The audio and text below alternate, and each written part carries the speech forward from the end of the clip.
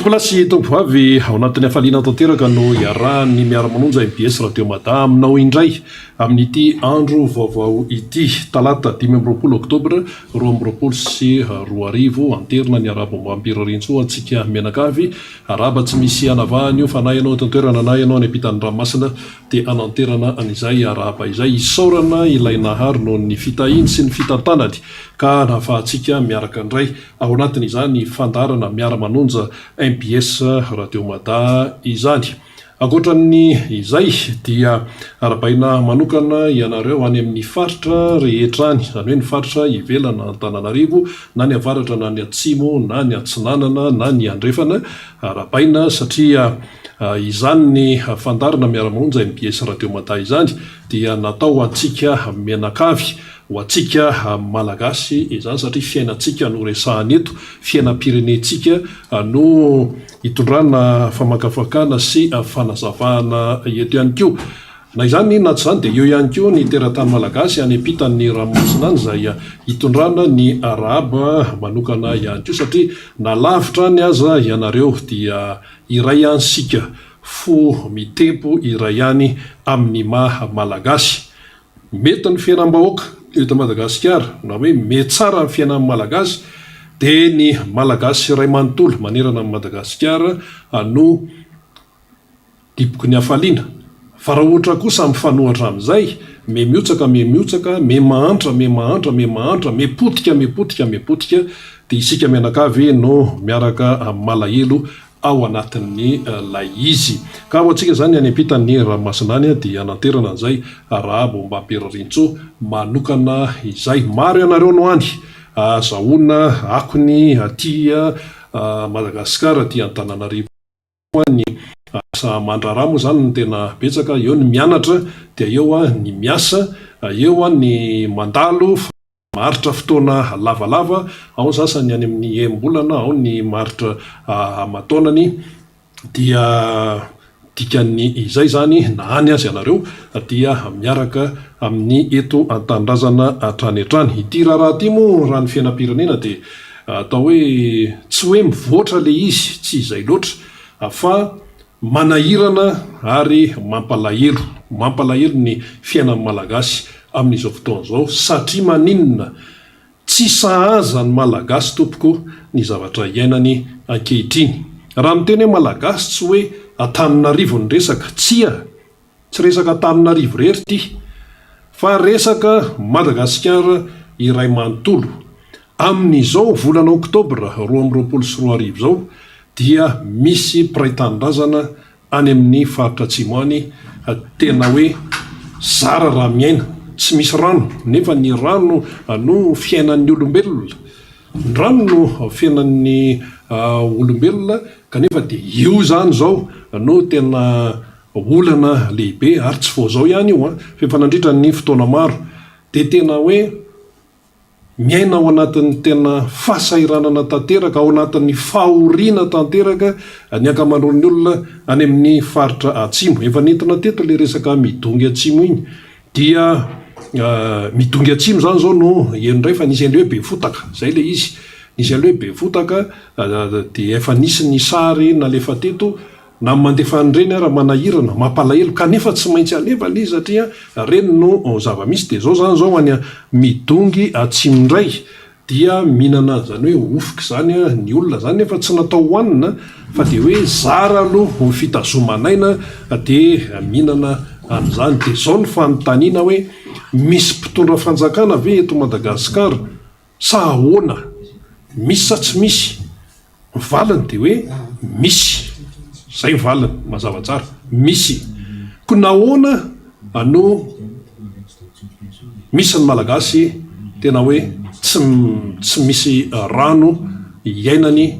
tsy misy rano sotrony, tsy misy sakafo hohaniny, miaina ao anatin'ny fampitehan'ny tontolo iainana. Ny mpitondra fanjakana nefa tsy hoe manao asa soane eo amin'ny toeran'io fa karamainy ny vahoaka malagasy. Ny mpitondra fanjakana dia karamaina, tiana tenenina amin'izay zany dia ny eo amin'ny fahefana mpanantanteraka satria ny fahefana mpanantanteraka no manao ny asa. Misy rafitra andrim-panjakana hafa fa ny fanampanatanteraka ahitana amin'ny primatura sy ny fiadidiana ny repoblika ireo zany a no manatanteraka ny asa izay mivantana any amin'ny vahoaka malagasy kanefa le vahoaka ao anatin'izay a tena hoe miaina ao anaty fahasairanana dia ahoana fotsiny zany le volam-bahoaka entina anakaramana an'izay tompona andraikitra isanisany mipetraka eo amin'ilay toerana kanefa dia izao mantsy rehefa ho avy ny fifidianana dia miazakazaka daholo zany tena raha ohatra hoe atao sarisary atao karikatura dia hoe manao tsiombelo miazakazaka mirangorango zany fiteny malagasy daholo zany mirangorango daholy ty karazan'olona rery ty hoe iazakazaka eo amin'ilay toeran'ny fitantanana io tsy resaka hoe ary amin'ny fitantanana hoe ary amin'ny toeran'ny filoham-pirenena ihany na ty amin'ny toeran'ny prime ministre ihany fa akoatra an'izay misy andraikitra be deaibe misy toerana be deaibe zany rehefa ho avy fifidianana dia miazakazaka daholo be deaibe manana faniriana zany hoe eo amin'ilay toerana be deaibe manana faniriana ary rehefa akaiky ny fotoana dia efa miomana manao préparation sika miomanatsy homanina zay fitaovana ahafahana ho tonga eo amin'ilay toerana satria tena hoe mampitsiritranga io toerana io fa le toerana ane mitaky andraikitra ary le andraikitra iny a mila vadika ho vokatra tsara résultat ka inona zany no mahatonga ny olona raha izao mifandeha ny azakazaka eo amin'ny raha hoe ny zava-misy ainana amin'izao fotoana zao aloha dia inona moa zany fa hoe ny anaovana politika zany ho an'ny sasany ny azakazahana azahoana toerana ho an'ny sasany dia noho ny fitiavatena sy noho ny besoin personnel noho ny filana manokana noho ny fikarakarana fianakaviana sy tokantrano fanga zany natao hoe mitondra firenena fanga zany natao hoe fitiavatanindrazana ny atao hoe fitiavatanindrazana dia ny any aposy ny manaraka zay ny any aposy ny any anaty poketra sy zay an'ny fanananao any no manaraka rehefa hoe hifantoka amin'izany hoe fitiavatanindrazana zany izany no tena izy zany fa tsy hoe tonga eo amin'ilay toeranao dia lasa io no atao sehatra hitadiavam-bola sy hitadiavan-karena tsy zay mihitsy zao ny anglisy ny britanika nahazo prime ministre tompoko nahazo prime ministre zareo ary anio mihitsy 20 oktobra no ambarany fomba ofisialy ny prime ministre vaovao anglisy karana Russie izy teo Sunak zay le izy indianina indo zay vao nisy hoe prime ministre britanika tsy manana raha britanika fa ivelan'ny britanika zany fa mizaka ny zom-pirenena anglisy satria ny findramonina tany ny ray aman-drenyity prime ministre ity tamin'ny 1960 dia izy ny prime ministre tanora indrindra ihany koa tamin'ny tantara niala le ramatoa ny losy izy ny anaran'izy eny Trosy dia fotoana fohy fotsiny dia afa petraka ny prime ministre vaovao ny antsika nanala ministre mbola intérim zany ny eto amintsika zany dia ino moa zany tsetsatsiaritra ny lazana an'izay fa hoentina hitondrana amintsika hoe ty prime ministre anglisy ty efa manan-karena ty izy mivady mihitsy satria le vadiny ko zanaka miliardera karana ho izy tsika efa manana fananana manokana amin'ny resaka lamody femme d'affaires inona filaza azy efa manana ny maizy azy fa tsy hoe anao prime ministre izy de prime ministre anglisy prime ministre britanika de eo izy vao hoe ndeha hitady vola sisisa tsy zany ny endry zareo fa ny tsika arakaraky ny azahoana toerana no ohatra hoe mapetipety ny fiainana kanefa tokony hoe rehefa miperaka anao dia tokony mefotsiny volonao raha ny tena izy satria hoe ahoana no hikarakarana ny reto vahoaka malagasy reto eny ary tsetsatsiaritra iny ary fampidirana ihany fa hiditra amin'ny votoatiny isika eto namana fanira zava-manantany andray avy hatrany ny député Rambo zay lany tamin'ny alalany tiako Madagasikara atao amin'ny boriboritany faefatra izany dia omena namana faniry avy hatrany ny sehatra ary dia andray zany ny député colonel Rambo ianao afaka minitra vitsindao ary misaotra rena sady miaraba anao ihany koa miaraba ny teknisiana eto am'Foibe sy any amin'ny radio Mata isika rehetra zay mandray ity fandarina ity miara-manonja IBS radio Mata. Rehefa avy eo iverenako sy ny tenako Rina miaraka amin'ny Rina rehefa avy eo ny fanazava-kevitra mahakasika indrindra eny resaka andresahany Rina momba ny Premier Ministre vaovao any Royaume-Uni dia mitohy manaraka an'izay koa ny zava-misy any Tchad amin'ny von'olona tamin'ny 20 ny volana Oktobra teo tany Tchad manodidina ny 50 misy miteny aza hoe 20 ny organisation internationale en droit de l'homme amresaka an'izay ny amin'ny fahafatesan'olona tany Tchad tamin'ny fihetsembahoaka farany teo zany ny naratra de manodidina ny 200 ka hatramin'ny 300 any ho any dia omaly nanao fanamarana ny filohan'ny tetezamita Mahamata Idriss Déby zany hoe zanaka Idriss Déby ilay filoha tsadiana teo aloha zay général amin'izao fotoana zao mitarika ny tetezamita ny Tchad fa fisaonam-pirenena mandritra ny 7 andro be zao manomboka androany any Tchad zany vokatra zay fihetsiketsehana na fahatesan'olona maro be zay rehefa mandinika an'izany de misaina ny zava-misy aty Madagasikara tsika mieritreritra ny tany Kongo na ny didina ny 30 toatsika hoe latsaka kely teo eo ve ny maty vokatry ny tifitra nataony ny mpitandro ny filaminana naratra de mbola mihoatra lavitra an'izay fa tsy nahita teny le filoham-pirenena hoe ndeha hanao kabary ho an'ny mpiray-pitandrazana ary tsisy ilay deuil national na le fisaonam-pirenena fa ho resahantsika zay rehefa avy eo zay ny amin'iny ny vaovao de ialako tsiny aloha ialana isirina ialana miaraka amin'ny député zay miaraka amintsika eto tsiny amin'ny hoe tsy afaka nandeha tamin'ny tambazotra sosialy ny fandarantsika androany izy zany zao vao mandeha satria nanana olana ara-teknika lehibe mihitsy ny zahay omaly de fa alina be voavoatsipy tany amin'ny YouTube ny fandarantsika miara-manonja zany de anaovana fialan-tsiny atsika efa niezaka be moa zany faly ao ambadika ao de voatsipy ny fandarantsika na zany zany any vavatena any andranomintina aitrano be mihitsy tsy hoe aitrano aina doro-tanety moa zany fa saika raha ohatra ka nisy kely de ny azo tanàna izy atao andranomintina tao nisy an'izay vavatena omaly alina nanomboka tamin'ny 10 ora teo eo tany amin'ny 2 ora tany ho any vao azo lazaina hoe vao tena voafehy tsara ny afo raha ny sary ho alefa mifaly vetivetika eo ny sary zay ahitantsika ny tranga ny zavatra tany vavatena satria tena be loatra le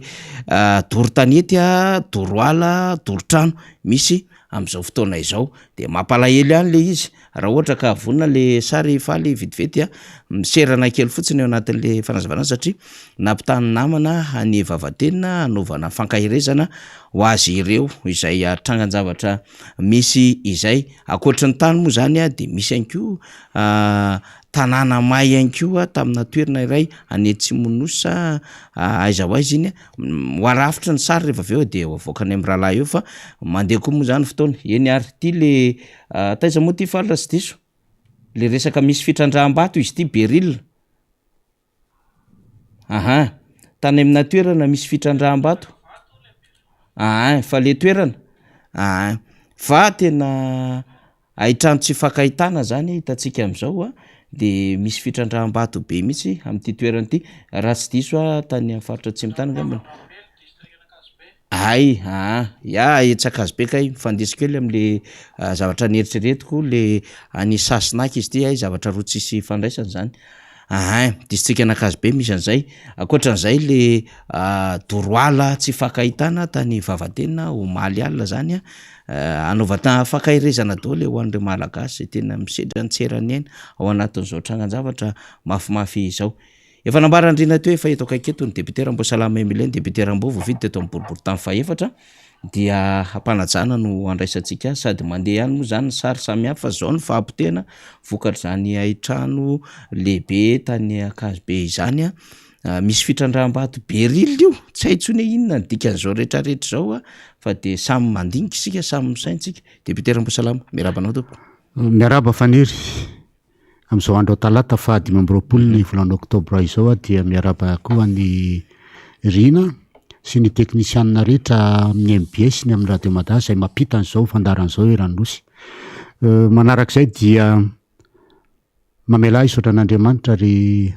faniry amin'ny androandroany satria mbola notahiny nandritry ny herinandro iny sy ny alina teo aka mbola natratra ny androandroany indray a fahasoavana lehibe zany satria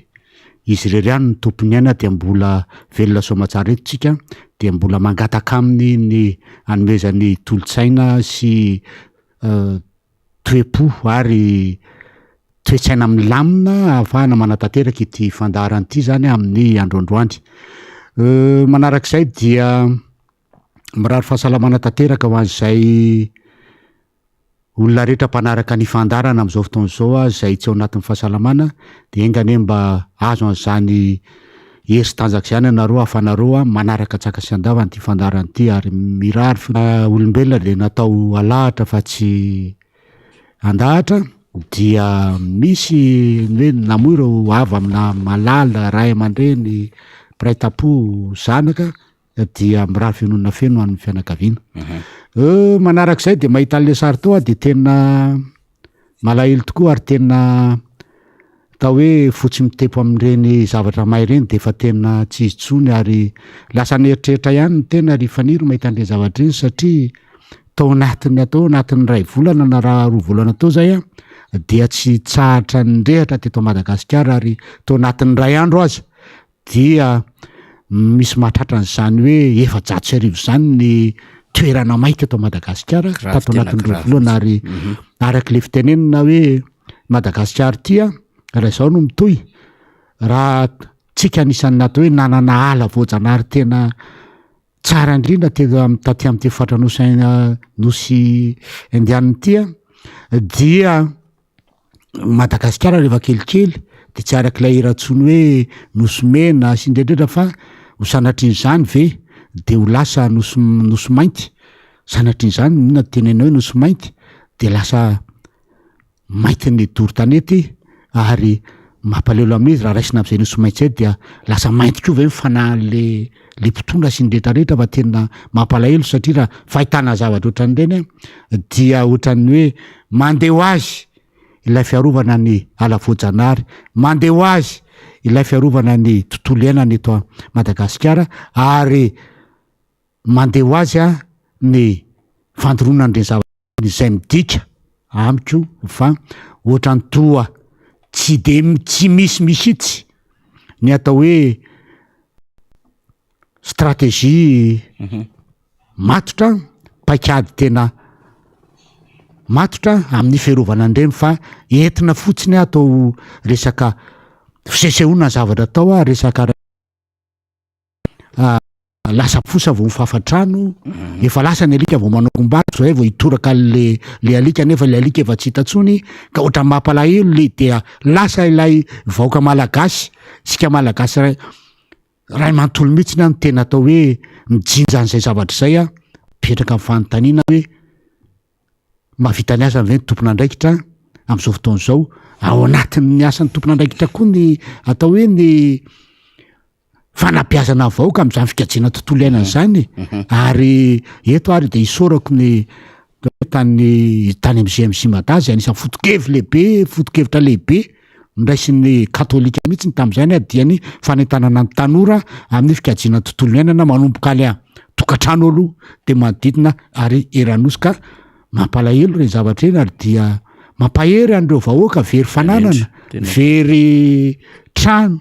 very biby fiompy very atao hoe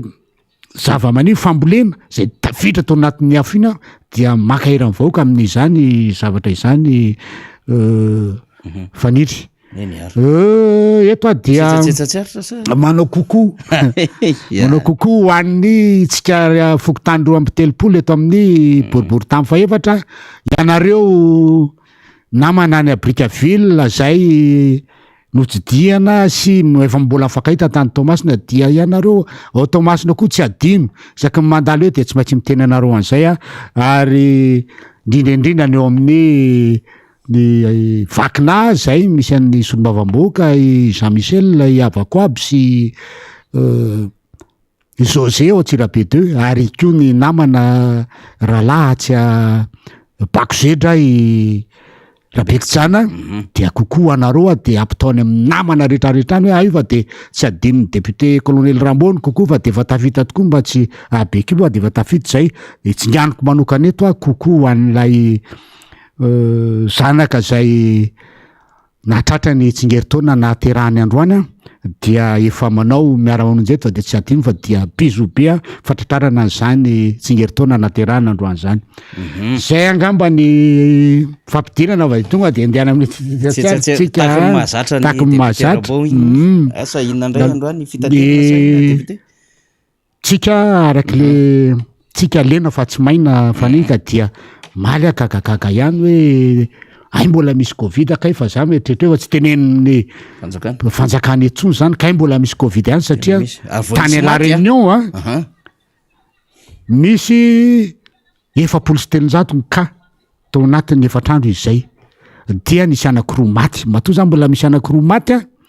dia mbola mahery ihany le covid tsika oleta ambonin'ny tany tsika araky ny fitenenina hoe malagasy keo anatin'ny atao hoe commande mortel tsy lany zany zavatra zany ary minomita mbola misy eto amin'ny eto satria rano vavaka tamin'ny lahady dia fiangonana eglisy anakiroa ny dirako fa samy mbola manao an'ilay kasy-bosy daholo ny olona de zay dikan'izany mbola misy zany de rehefa mba naka information moa ny tena de hoe covid ane mbola misy ary tsiketo zany tsy de miraharaha loatra an'le izy fa ny covid mbola misy ary ny tsaro fantatra de zao arakaraky ny mahalehibe ny tena sy arakaraky ny fanaovana an'ilay vaksiny taloha no mampiena an'ilay hery fiarovana de eto zany de mampirisika hoe aleo mitandrina aleo misoroka araky ny teny tao hoe lena fa tsy maintsika ka so sanatriny zany sendra mipatsaray tsy mivava deo de ho taraiky eo de ilozany karatra tsy mahita an'ity fiovana mahery vaika isy eto Madagasikara afaka hery taon'ity tsika amin'ny fitantanana ny tany sy ny firenena ka de aleo mitandrina teny zao ary araky ny fitenenana malagasy araky ny fitenenana n'ilay filôzôfa ngeza be tany avelan-tany de hoe zay te handeha lavitra zao de efa mikarakara ny sovaliny zany hoe raha te hahita amin'ny fiovana mahery vaika amin'ny heritaona mikasika ny fitantanana Madagasikara de indrindra fa mifandraisantsika ny fitantanana Madagasikara amin'ny alalan'ny fifidianana de aleo mitandrina amin'ny fahasalamana de izao de efa mitandrina tsikelikely amin'ny fahasalamana ka izay zany natin'ny tenenako hoe mbola misy ny covid de hoany zay mbola tsy mbola nanao vaksiny de mbola misy eo BTB de manaova hoany zay nefa le bebe de eto de efa tsy maintsy amin'ny herina koa moa amin'ny heriny tsy miasa amin'ny tapabolana koa de hiteny eto hoe afaka manao ve ny olona 7 taona miakatra rehefa nanao an'ireny vaksiny reny fa de angataka information momba zay de ho teneniko eto hoe afaka manao satria tena ao anatin'izany ihany dia tsy maintsy mieritreritra tsara an'izany ary amasolo mavamoka koa de tsy maintsy hiteny hoe zao ny zavatra ny tokony ataony vaoka hijerena an'izay resaka momba fahasalamana zay manarak'izay mikasika antsetsatsiratsaratra ihany faniry dia nandeha arivariva omaly de nefa mampirehatra jiro de mazava mazy moa zy eto amin'ny tanina revrevoatra dia anjaran'ny polisy nationale manakana eto fa narahako mihitsy le tomobile tsy ho teneniko inona le fiara le tomobile sady no veilleuse mireo ohatro aloha dia avela lay polisy mandeha fotsiny fa zahako manaraka jiro normal taorina no sakanana de rehefa ny sakanana indray avy eo dia tsy tonga de nijerena fotsiny hoe aiza amin'ny papier de vao nijerena fotsiny lay papier dia navela nandeha fa tsisy fijerena akory hoe ahoana ny jiro ahoana zao sindrindra tiako tenenina am'izay de zao ilay hita zany fa ilay miteraka an'ilay loza am'izao fotoana zao dia misy atsirambina ataondreo mpitandro filaminana zay manao an'izay zavatra zay contrôle an'ireo visite technique ireo raha inao hoe mahita ny etany zany fiara zany de tena hoe tonga de tomobile tokony mbola afaka mandeha ihany fa teny efa mijiro ny etan'le tomobile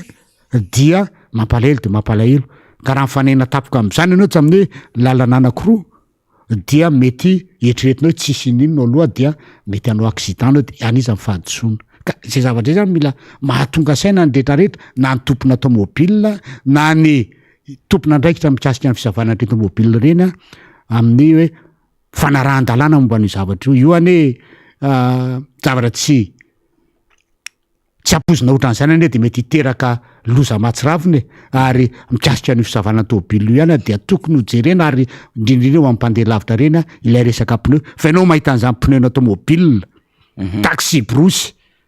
mandeha zany efa sola efa mitranga ny toalina le vy karaha sanatr'izany mipoaka eny an-dalana de makaiza vadika le tômôbile dia lazaina hoe vokatry ny teknika zao teknika marina zany satria pneu tsy ara-dalàna no entinao fa eo koa ny tsy fitandremana sy ny gaboraraka ataon'ny tompona ndraiky amin'ny resaka fitsirihana an'ire tômôbile reny am'zy teknika de avela andeha satria maninona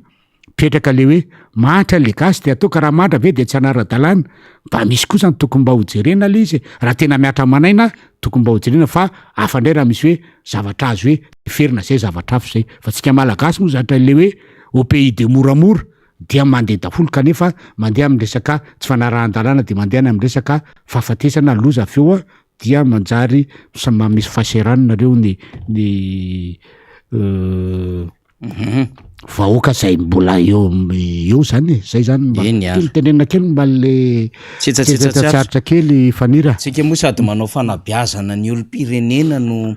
miezaka ihany ko mba mizara zany amin'ny resaka hoe fahalalana de zava-dehibe ny afahantsika mahazo an'ireny zay ny ratovintsika ao anatin'le tsetsatsetsatsarotra fa ity tena tsy hoe tsetsatsetsatsarotra tsony député Rambo mino fa mba anisan'ny nanaraka vaovao nitovy amin'ny olony rehetra ianao fa ity ndray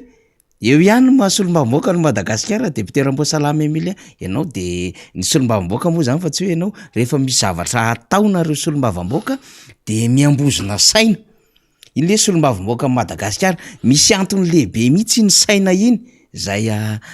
rehefa miatrika zava-dehibe maro samihafa dia mametraka an'le samboady zay milokony ny sainam-pirenena ianao ihany ko de anisan'ny manam-boninahitra teo anivon'ny tafika malagasy sahirana ihany satria na de efa misotro ronono ara de eo foana le andraikitra lehibe ny raisin'ny député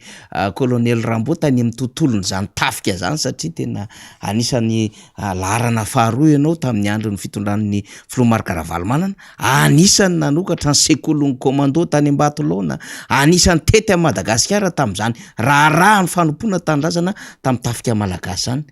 vadika ny saina tamin'ny faran'ny herinandro teo député colonel Rambo tany Tetezambaro tamin'ny fahamoana reo andihany zay ho mpandrarano fonja ny ministry ny fitsarana misy nefa no mitondra izany de lasa adevitra be le isitsika moa fa nanao fanambarana ny saritatra nataon'ny namana mpanao gazety samihafa zany de ohatran'izao eto aty aloha amboarina olonay mpandrarano fonja zay handrainy saina zany de hitatsika fa ny maitsomaitso ny ambony misy dikany lehibe tony fa rehefa namboarin'le mpandrarano fonja izy de naverina tany amin'ny ministry ny fitsarana de natolon'le ministry ny fitsarana tany an'le mpandrarano fonja am'izay zany le izy misy zavatra mba tiako antanina député colonel Rambo satria itsika moa mitaiza vahoaka ianao amin'ny masady solombavam-bahoaka no manam-boninahitra teo anivon'ny tafika malagasy ianao fanompoana tanindrazana zava-dehibe ny saina ary saika hita amin'ny galona amin'ny laharan'ny fiarakodia ny endriky ny saina foana hatrany hatrany député colonel Rambo aloha mba resany zany raha ohatra ka mba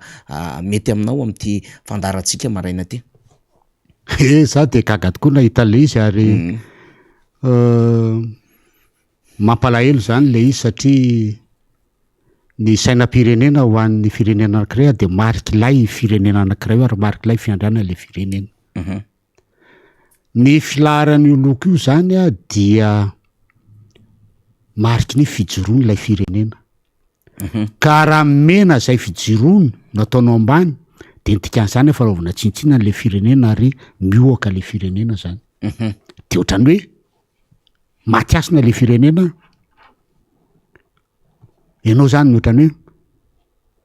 trahiran'ilay firenena zany ka mahagagagaga ihany raha ohatra hoe zavatra nitranga ohatran'ireny tany ny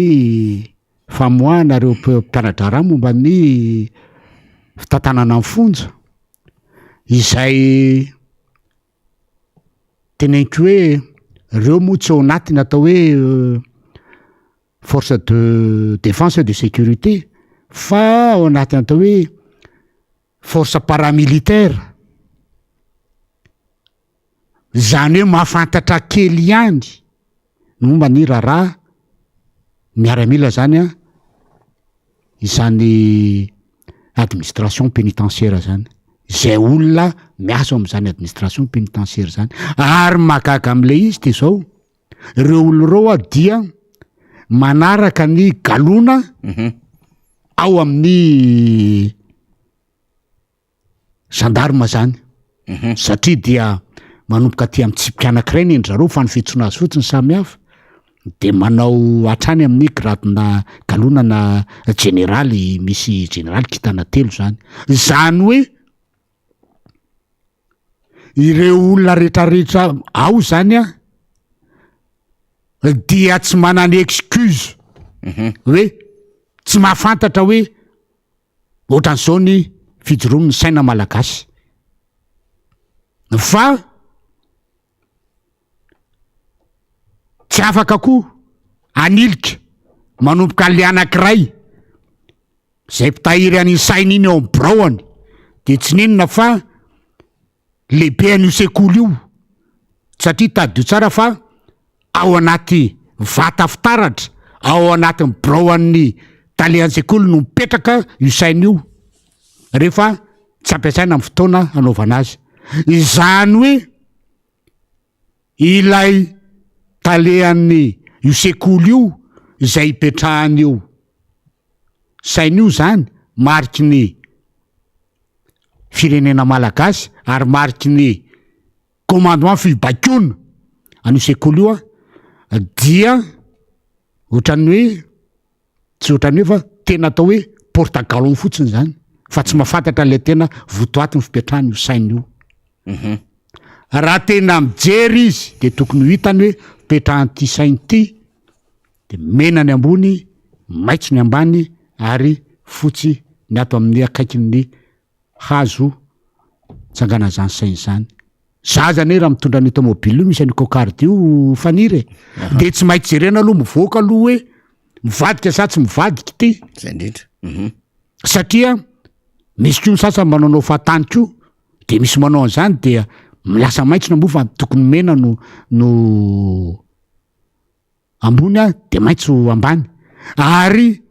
rehefa mipetraka io cocarde io mijery an'io anao dia tokony eo amin'ny akavanana akavianao rehefa mijery anao io misy an'io fotsifotsy io zay zany ny fijery an'le izy fa ty zany dia hita mihitsiny fa nany tompon'andraikitra ambony ao amin'io sekoly io na tompon'andraikitra ambony zay nanatrika teo tonga de omeko tsiny satria tsy maintsy misy miaramila zandary tafika sy zandary nanatrika an'io zavatra io tany a de tokony nahita hoe mivadika ane ty zavatra ty fa io zany lasa hoe mandeha ho azy zavatra ohatran'io a dia tsy misy fijerena kory fa hoe efa mety io de lasa manao ny zavatra io midika fa amin'ny zavatra kely ohatran'ireny anao tsy manana rigueur amin'ny zavatra kely eny anao a tsy manana zany atao hoe souci de détail zany de ahoana moa no atokisana anao amin'ny zavatra ngeza be nefa ianao mitazona an'le commandement ianao a lehibe any départementan'ny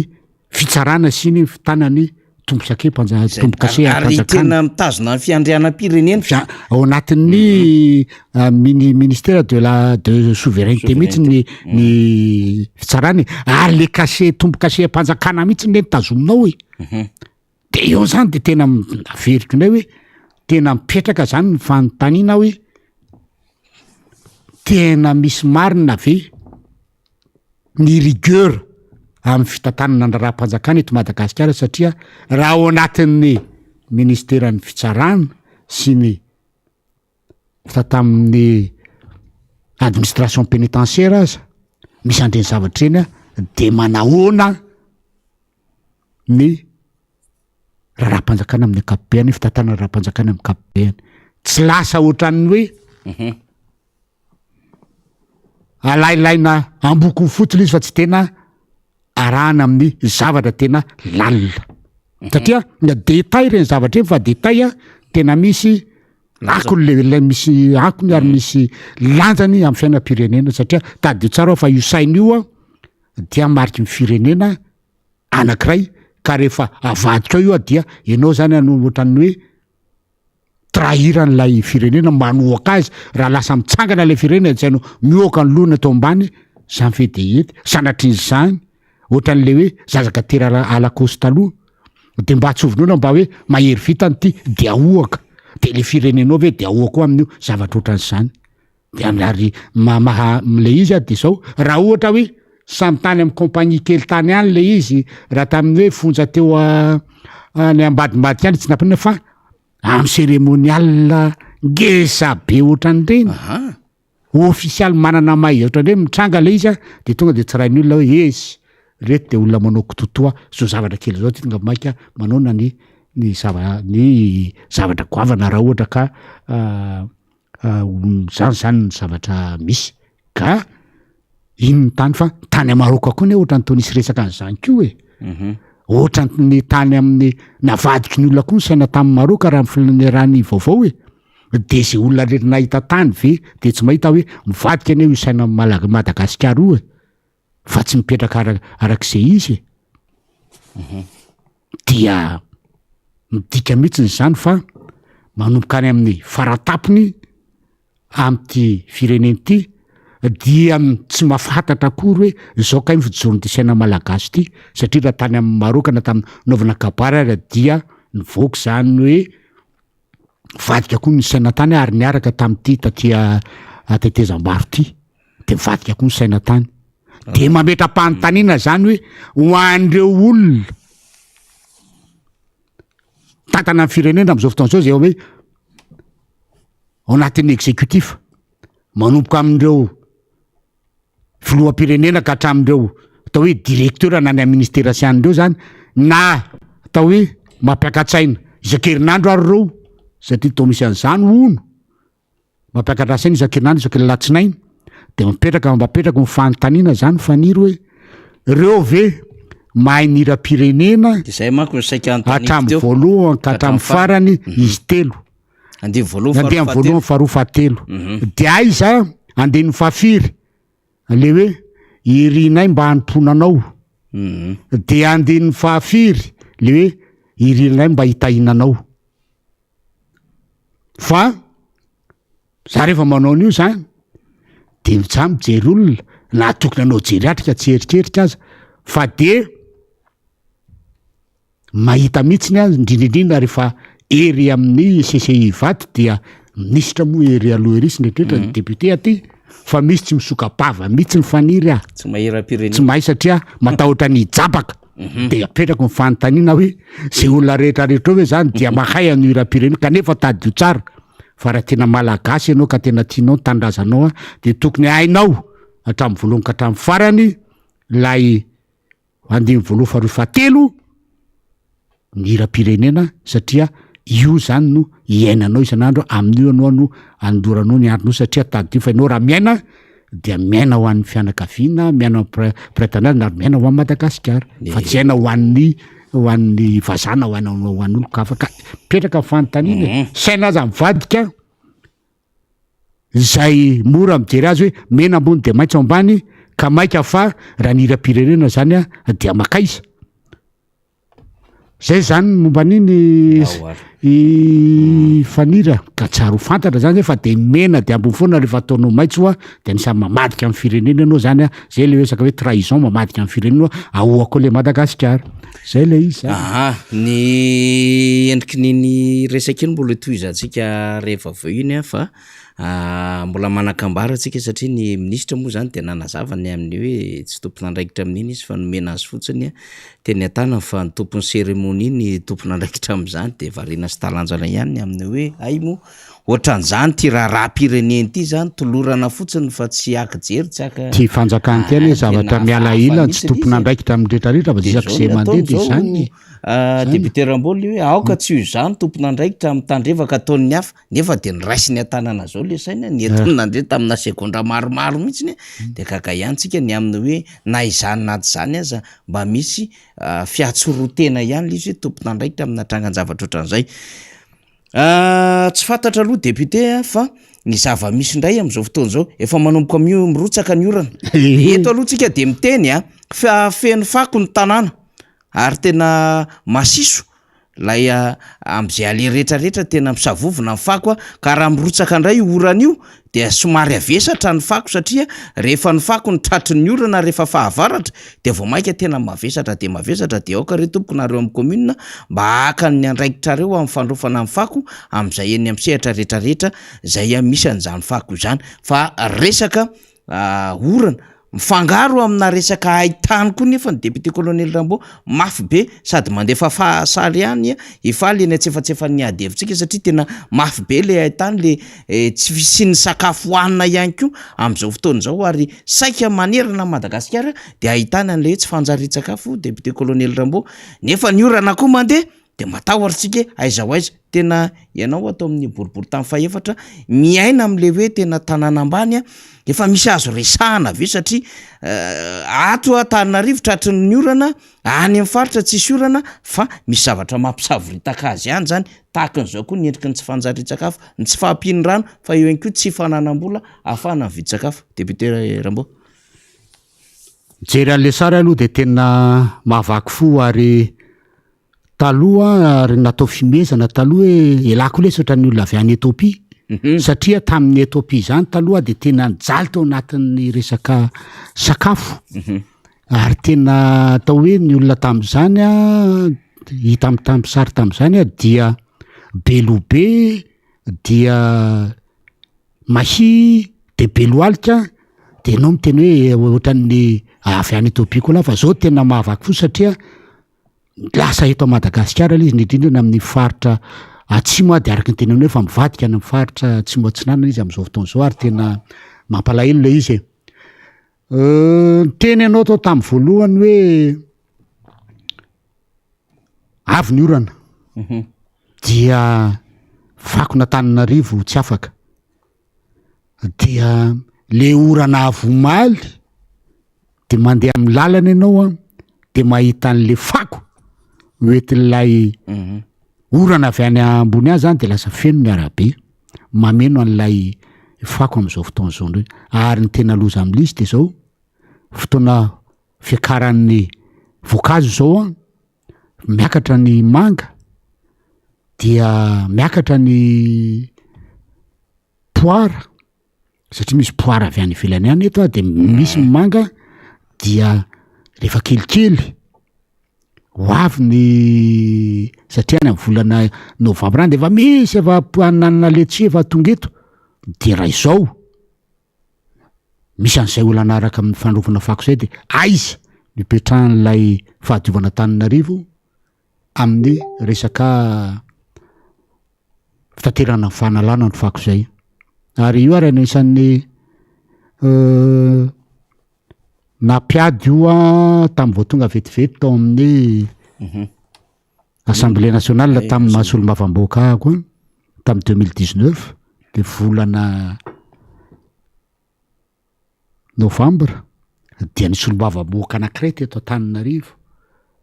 renivohitra tao amin'ny boribory tamin'ny faharoa de niteny teo masony membre gouvernement hoe allo ataotsika monsieur le premier ministre amin'ny fanalana fako rehefa tsy vita n'Antananarivo satria tamin'izany fotoana zany mbola neny lalao Ravalomanana no maire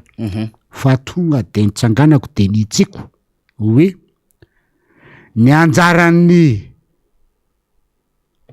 commune urbaine Antananarivo de aloha zavany resaka fa famafana ny lalana de manaritra ny fako eo amin'ny baka ordure na ireny toerana fanaterana fako ireny fa ny fanalana fako dia anjaran'ny ministera zay anjaran'ny Samva satria ny Samva tamin'izany fotoana zany dia rattaché tao amin'ny ministera ny rano sy ny fidiovana ary ny fanadiovana de tamin'izay fotoana zay moa dia tenenina daholo azy tenenina rehetra hoe ny lalao Ravalomanana no PCA ny samby vasy ny rehetrarehetra anjara ny miditra amin'y hoe PCA ny tsy midikany PCA zany ka hoe ao amin'ny fitaovana efa ny fitaovana na ny vola sy ny rehetrarehetra dia ny samby va no mitantana azy fa anjaran'ny commune na PCA satria zay le rafitra napetraka tao no hoe tia ny ligne directrice ka rehefa menao ny ligne directrice mifanara sy ny fanatanterana azy rehefa tsy misy moyen izay ministera mame azy ary tsy hoe ministeran'ny rano sy ny fidiovana ary ny fanadiovana fotsiny fa misy ministera hafa ao ny ministeran'ny travaux publics ao ministeran'ny aménagement territoire ao ministeran'ny intérieur tafiditra anatin'io dafolo rehefa tsy mandray ny andraikiny ny amin'ny resaka fandoavana ny atao hoe latsakeboka amin'ny essence amin'ny samby vasany de tsy misy ninona vita ka ny tiako tenenina de zao hoe ho avy tia ny orana izay ety ambanin'ny tanàna ary ety ambanin'ny tanàna zany dia tamin'ny andro ny lalao valomanana dia nisy projet tao no soniavina zay resaka hoe elana fiarovana Antananarivo amin'ny resaka tondra-drano na tondra-drano cyclone io natondra-drano ateraky ny fotoanany aviorana misy antao hoe le produire zany de io le produire io de misy hoe apahany zany hoe arovana Antananarivo sy ny district Anatsimondrano satria na Antananarivo renivohitra zany dia miboribory tamin'ny faefatra sy miboribory tamin'ny voalohany no misitraka izany ary ny faritra hafa dia Atsimondrano sy Ambohidratrimo avy ny orana efa mikikika siady ny ambany tanàna hoe ahoana ty zavatra ty de mipetraka amin'ny fanontaniana zany hoe nakay zare tompoko ilay makety le natao hoe misy tanàna vaovao apetraka eo Antananarivo eo amin'ny ambany tanàna zay faritra iva zay misy any boribory tany faefatra sy boribory tany voalohany satria de amboarina tsara be dia isy ny olona omena trano dia andeha tsara ny fikorinan'ny rano tsisy zany hoe faritra iva tsony amin'ny boribory tany faefatra sy boribory tany voalohany ka hoe rehefa avy ny orana dia ho dibo-drano vondrotsaka iny ny orana omaly de mandehany ianao angavika anao zany andeha miala eto angarangarana boribory tany faefatra zany de mahazo any ivolany ray mepitanerana iny de mahazo any anosy be voalohany sy anosy be faharoa aiza ho azy zay ny fipetraky le canal C3 am'izao fotoana zao zay tafiditra anatin'io produit roa de mahita an'izy moa anao zany projet goavana be io ary ny banque mondiale ny namatsy an'io ary teneniko fa tsy mivoaka io produit io raha tsy nanosy an'izany ny Antananarivo renivohitra ary ny antony hoe nanaovana sinoa amin'izy de satria hoe mijaly loatra ilay vahoaka ty amin'ny faritra io rehefa tonga ny fotoana aviorana de aloha atao soni ty natao soni ary dia napetraka tamin'ny fanjakana foibe ny fitantanana zany satria tsy nomena ny commune ary zay raha ohatrany nataran'ilay soni satria efa fantatra fa tsy andeha am'izay laony ny fitantanana an'lay izy de natao tena natao mihitsy hoe aloha rangaho tsy soniaviny tia fa noho ny hoe fiangaviana mafy zany ary tsy hoe tsy ho tena rera Antananarivo dia soniavina alisy kanefa aiza zao ary ny tenako zao ary efa ny teneniko teto ny tenako zao zay lefitra voalohany be ny tanàna nanao soni an'izany projet zany ary nanao lancement an'izany to amin'ny Carleton fanaovana zany dia Ramatoa filohan'ny anteny miram-pirenena zay ministry ny fanajariana an-tany sy ny fananantany tamin'izany fotoana zany de tenako no solotena ny Ramatoa be ny tanàna nanao lancement an'izany fa dia vola be nomeny banque mondiale tamin'io anaovana an'izay io moa izy hoe ataony fiarovana Antananarivo amin'ny tondra-drano de io hitantsika eto ambantsika eto any hoe ao anatin'ny produire ny fanaovana an'io fiarovana Antananarivo de misy koa anga hoe efa misy vita eny amin'ny hoe centre de transformation ana fotaka angamba izy zany ery amin'ny commune Antananarivo zay iarahana amin'ny Ambohidratrimo fa akoatran'izay lay Antananarivo renivohitra le tena any amin'le canal C3 de tena mivantana ny natotran'olona de efa tena orana kely alina de efa manomboka mifangaro ny rano maloto sy ny ohatrano ka io zany no petraka hoe misy an'izay projet zay ao Anatananarivo, ahitana zany zay zavatra efa hoe ilay projet ao Anatananarivo de la forma fotsiny soniavina hoe zay manao an'izao, manao an'itsy, manao an'ity, fa le tena fetraika amin'ny vantana any amin'ny fiainan'olona nefa nanomboka tamin'ny 2018 no soniaviny zany zavatra zany ka hatramin'izao efa 2022 vo tapitro ty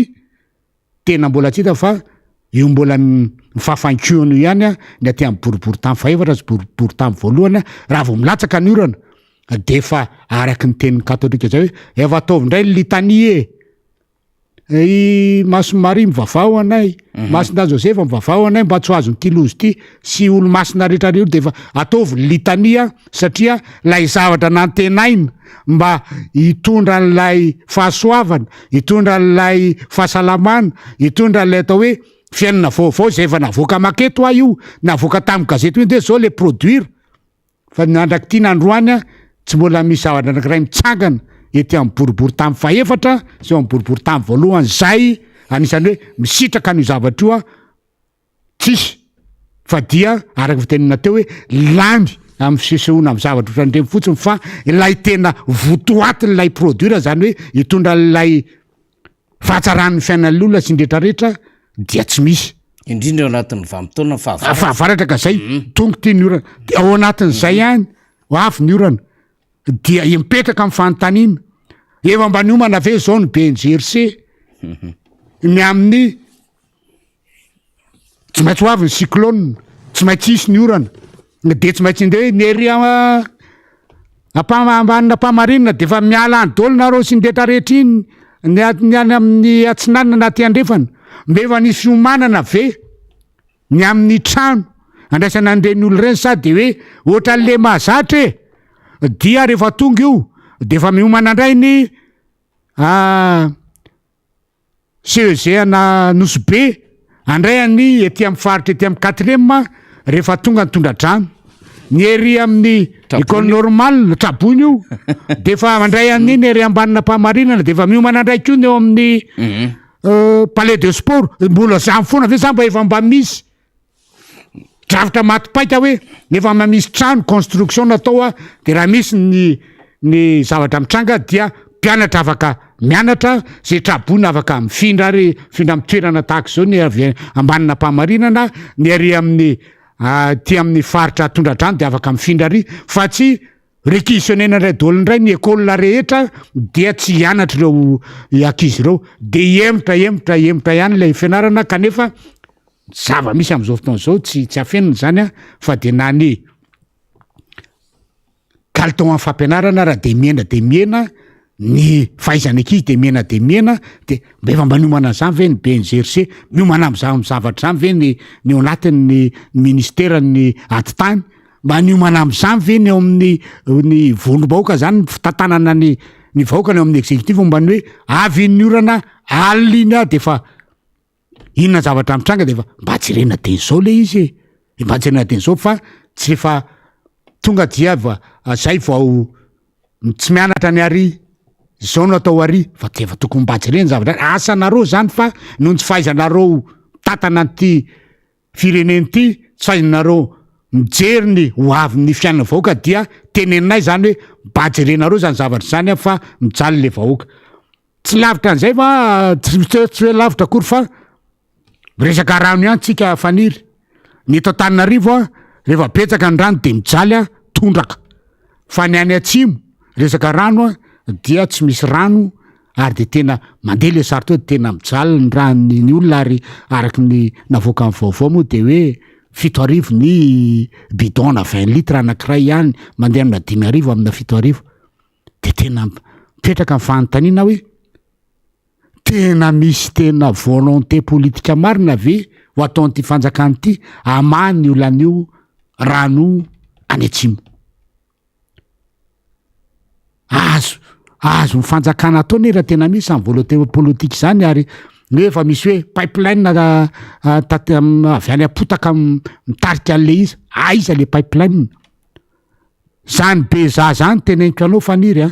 teneniko atsika mpiaino fa zany be za zany tsy mijaly rano zany ary anisan'ny mpamokatra vary amin'ny faritra iny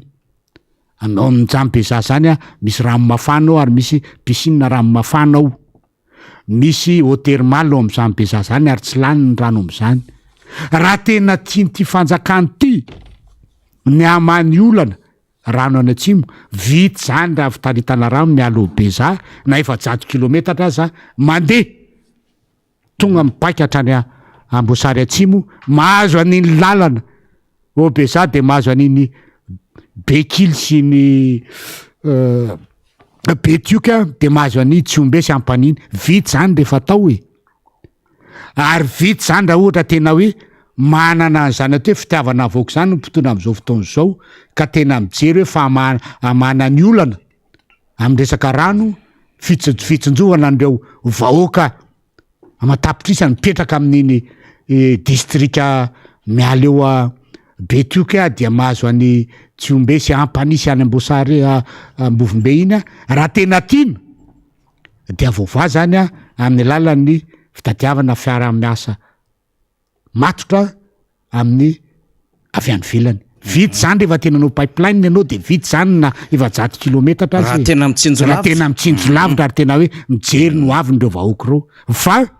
varina amin'ilay resaka kiseho ty velany fotsiny de le tena votoatiny le tena fiainan'le vahoaka tsy fantatra zany hoe raha araky ny teny teknika. Ohatran'izany moa zay rehefa manao taratasy taloha de tsy maintsy jerena ny forme sy ny fond rehefa anatin'ny manao taratasy administrative. Ny forme fotsiny mibetsaka eto fa ilay tena fond le tena fijerena an'le olona tsy misy de tena mampalahelo. Zany hoe fond le izy zany dia ilay atao hoe le volonté politique le mpitondra aman'ilay olana eo amin'ilay vahoaka mihitsiny zany no tena tsy misy am'izao fotoana zao.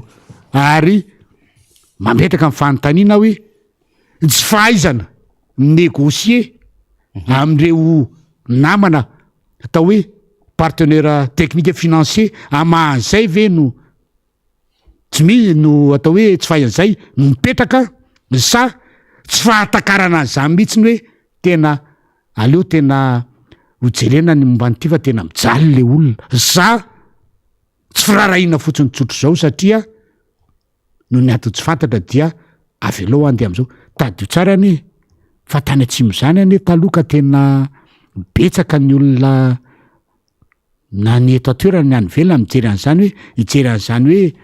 désert Sahara no hitan'ny olona any velany fa hoe manaona zany zone semi désertique Madagasikara ny atsimo zany. Désert nefa ahitanao na zava-maniry tsy misy afa-tsy any, ahitanao an'izany atao hoe sokatra mandeha zany amin'ny mamay be iny sy ny rehetrarehetra, zavatra tsy mba hitany amin'ny désert Sahara zany eto Madagasikara any misy an'izany. Ahitanao an'izany hoe misy rivotra mitsoka mandeha hafahafa zany any eto Madagasikara any misy an'izany. Fa am'izao fotoana zao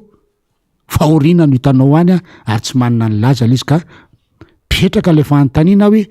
problèmana rano eto Antananarivo zay tsy idiran'ny ministeran'ny rano sy ny départementa momba ny fanajariana an-tany tena fijerevana kaiky momba ny tsy atafiditra ny olona eto amin'ny faritra ivy eto Antananarivo amin'ny resaka hoe tondradrano rehefa avy ny orana sy rehefa tonga ny fotoanan'ny cyclone sy ny hoe ny any atsimo izay manana problèmana rano kanefa tokony ahitana rano de mijaly rano am'izao fotoana zao zay tsy midirana lalina amin'ny tena hoe fanalana ny olana fanamavana ny olona voaka fa variana fotsiny amin'ilay hoe taterina amin'ny camion hoe de amidy am'izao sa raha misy vahaolana maharitra sy tena maty-paika dia tsy izy tsony ny famanjim-bola dia tsy izy tsony ny commission dia izay olona tokony atao zay ampanankarena lasa tsy mpanan-karena tsony sanatr'izany hoe de ho zany loloavina ohatran'izany lay fiainan'le vahoaka ka eo zany mipetraka hoe Antananarivo azo ny orany indray mandeha de vao naty rano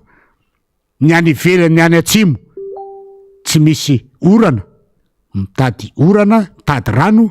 de tokony mba eritreritra ny mpitondra fanjakana am'izao fotoana zao hoe ahoana marina ny tena fidirana lalina amin'ny fahamanany olana eto Antananarivo amin'ny Orano zay efa misy mivola kanefa tsika zay fandehany ny any amin'ny any atsimo minaova mety efa misy ny AES tsy petraka am'izao fotsiny alimentation en eau du sud efa misy Zairany efa misy projet fa manahoana fanatanterana am'izany hatrany ifotony da io zany de miantso hoe ho anareo teraka any amin'iny faritra iny azo atao fotsiny hoe teraka zao fa tena mba jereo le olona zay atao hoe praitapo avana samy atao hoe samy bakany tena mba jereo fa tena mijaly le olona raha mifijery ny sary am'izao fotoana zao ary aloha hoe mba hipetraka zany le hoe za ty mihinana fa le olona mijaly rano karakory zay ngambano tena marana antsika azy député colonel Rambo de tsara sina resaka kely angamba ty refonte ty misy ny tena manao ezaka ohatra ny antoko tahaka ny antoko tiky Madagasikara zay hampanoratra ny anarany reo vahoaka rehetra ao anatin'izany saingy mametraka fahamelona be mihitsiny eo anatrehan'ilay paipakady samihafa ateny eo anivon'ny senisy reto fitondram-panjakana sy ny olona zay karakarainy ny fotony reto zany afina asosoka sy apiditra anarana sy anao an'le kilalao tsy mazavazava betsaka ny feo ny resaka mandeha etsero député colonel Rambo tsara ihany mba hitondrana lafim-panazavana mahakasika zay hamandrana antsika ny adevitra am'izao maraina zao amin'ny fandalovanao eto amin'ny miara-manonja raha mandinika ny resaka refonte ny liste électorale io faniry dia sahako milaza fa tsy misy afatsika ato amin'ny antoko tiako Madagasikara sy ireo mpiaradia aminy any ny tena miady ary tena mitsikera ny zava-misy am'izao fotoana zao satria itsika ny tena miandrandra lay fiainana vaovao fampandrosoana vaovao a Madagasikara amin'ny taona 2024 amin'ny alalan'ny fifidianana zany zava-misy am'izao fotoana zao raha eto amin'ny fokotany 230 mandrafitra ny boribory tamin'ny faefatra dia mbola misy fokotany am'izao fotoana zao mbola tsy manomboka akory an'izany resaka refonte liste électorale zany fotoana mandeha ihany nefa efa ho ray volana tapitra amin'ny herinandro ambony ny fanokafana anty amin'ny tamin'ny fanokafana amin'ny fomba ofisialy ity resaka refonte liste électorale ity kanefa hatramin'izao mbola misy tsy manomboka ihany ary raha misy manomboka aza ny zava-misy de mampalahelo satria misy dia fokotany fanahinina hoe dinganiny zao ny tokantrano zako teneniko aminao veo amin'ny fokotany 3L ny tenako ary ny fokotaninay natao hoe fokotany kely indrindra amin'ny fokotany 270 eto Antananarivo ary ny fokotaninay zany dia fanakaiky ny olona fa hatramin'izao nomboka tamin'ny 1er octobre mba manontany ihany hoe mbe fa nandalo teto ve ny agent recenseur sy ny CLRE fa mbola tsy nandalo mbola tsy nandalo de manontany an'ireo mpikambanao amin'ny antoko ahako sy ireo fanerasera amin'ny tena mbe fa nandalo ve mandalo fotsiny izy fa tsy mangataka carnet pokotany fa tonga de hoe aiza ny karatra de raha ohatra zany olona ao an-trano olona hoe sendra mandalo ao ka zay no mivoaka na olona mpanampy zay no mivoaka mpamoa fa tsy mangataka carnet pokotany de omena ve le karatra misy any amin'ny fokotany sasany dia tsy mandeha any amin'ny trano mihitsiny fa efa nteneniko teto ary mbola zany ny zava-misy eny amoron-dalana no sakanana lola satria hoe ty olo ty mety mipetraka ety de sakanana de alaina ny karatra dino no adika tsy fantatry ny olo iny raha tena mipetraka eny marina na tsy miteniteny fotsiny na fa ny zavatra misy amin'ny fotsiny am'izao dia ireo zay tokony anao an'izany recensement izany miaraka amin'ny CLRE de tsy mandeha any amin'ny tetiny tokantrano tsirairay fa miandry ny olona ho tonga ao amin'ny braopokotany zany ka zany zavatra zany ny zava-misy ary fahitana an'izany atao hoe mitetika adiny ny mpitondra am'izao fotoana zao zany dia hoe ohatrany hoe atao mihitsiny izay mahaleo monina n'lay olona anao an'lay fandrafetana n'lay listy mifidy satria rehefa sendra mitojo an'izany fahasairana isan'andro zany ny olona dia okivy ny farany dia tsy anao an'lay izy zany hoe any ambadika any zany de efa mety efa misy lista vaovao atao hoe tiany efa tiany teo ary satria raha izao zavatra zao no mitoa dia ho ratsiratsy kokoa ny tirefontia no lay lista taloha zany hoe iverina amin'ny zavatra efa niseho tamin'ny 2018 raha fisehoan-javatra am'izao fotoana zao no arahana ary ny mahalasa fisainana ihany le izy satria ohatra ny reto mpitondra reto le olona ao amin'ny seny mity ve zany ny tena tady ambolo korotana eto ary mitady mamorona ny atao hoe savorivory fisiny savorivory eto amin'ny tany sy ny fanjakana satria raha zahako aloha de tsy anaiky mihitsiny raha tsy ao anatin'ny lista izay menakavy ao anatin'ny tokantrano na tsy tongoary zareo de tsy maintsy ataoko zay anatin'ny lista zay de eto koa de efa mitenikeo tsika eto am'boribory tamy faefatra aza manaiky mihitsiny raha tsy ao anatin'ny lista ianareo menakavy ao anatin'ny lista any amin'ny fokotany ianareo menakavy sy ny olona mpiaradia amitsika rehetrarehetra satria efa mafy zao fiainan'izao ary zao fiainan'izao mafy de noho ny ataony ty mpitondro ty ka mba elana mba tsy isin'ny fahatongavan'ireo itsony ny amin'ny ditaona manaraka de tsy maintsy ao anatin'ny listika tsy amin'ny alalan'ny fifidianana ihany no afatsika tonga eo amin'ny fitantanana raha-pirenena amin'ny taona 2024 ka zeto zany de efa miteny aminareo mpitondra fanjakana am'izao fotoana iny nanao monsieur ny tomponandraiky tianareo raha sanatriny zany misy fatombanana io liste électorale io satria tsy vitanareo manomboka ty amin'ny fanisana sy fanisanany mpifidy sy ny fandrefetana ny lista tomponandraiky tianareo satria ianareo nanakinana zany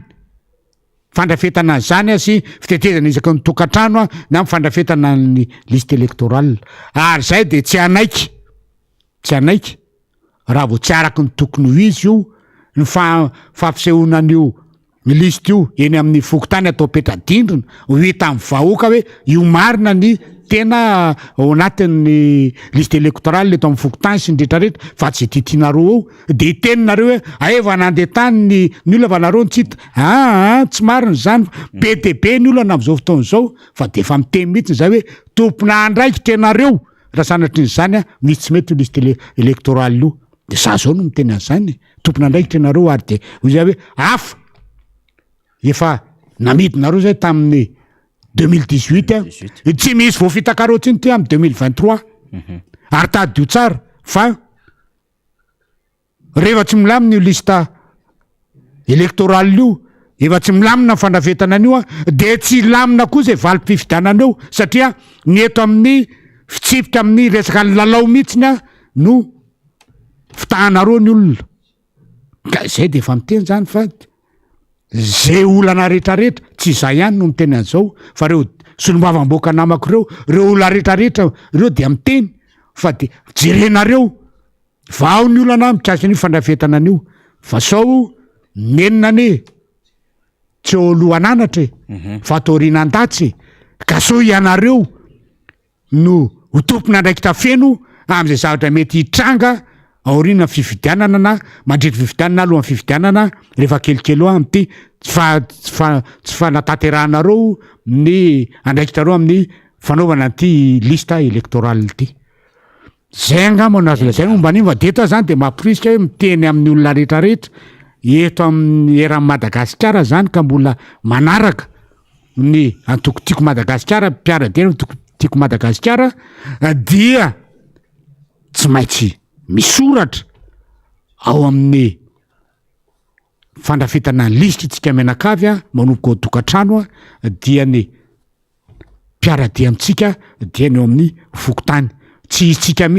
tsy hijabaka amin'ny asan'ireo a fa de manaraka ny zay atao hoe tsy maintsy fisoratana anaran'izay tsika ary fijerena hoe aoveranina fa tsy ionona am'izao fotsiny nahanirako olona fa tsy misy tsara ohatran'izay raha mbola tianao zany ny anana fiainana vaovao fiainana anova amin'ny fiainanao ao anatin'ny 5 taona manaraka manomboka amin'ny taona 2024 dia ataovy zay atafidirana an'izay ny anaran'izay ao anatin'ny fandrafetana lista ao anatin'ny liste électorale fa zay ihany no antoka afahantsika mahita an'izay fiovan'ny fiainana tsy hijaliana tsony ao anatin'izao fiainana zao manomboka amin'ny taona 2024. Makasitraka député Rambo de mamy ny zay hoe firaritso lehibe anao ndray zay ny fandaharam-potoanantsika moa amin'ny herinandro any tsy tafaradalansika satria azy dia voalohan'ny volana novambra noho izany anoany amin'ny tapabolana indray vao ifankahita amin'ny député Rambo de tsara efa omena melongo kokoa sy ny firaritso ho an'ny vaoaka malagasy ny any ivelany mpanaraka antsika député sady mamarina ny fandarana. Ya afaka tapabolana marina indray zay vao omena etsika satria araka ny teny tao hoe taona tsy fiasana amin'ny herinandro any fa dia fangatahana amin'Andriamanitra lehibe no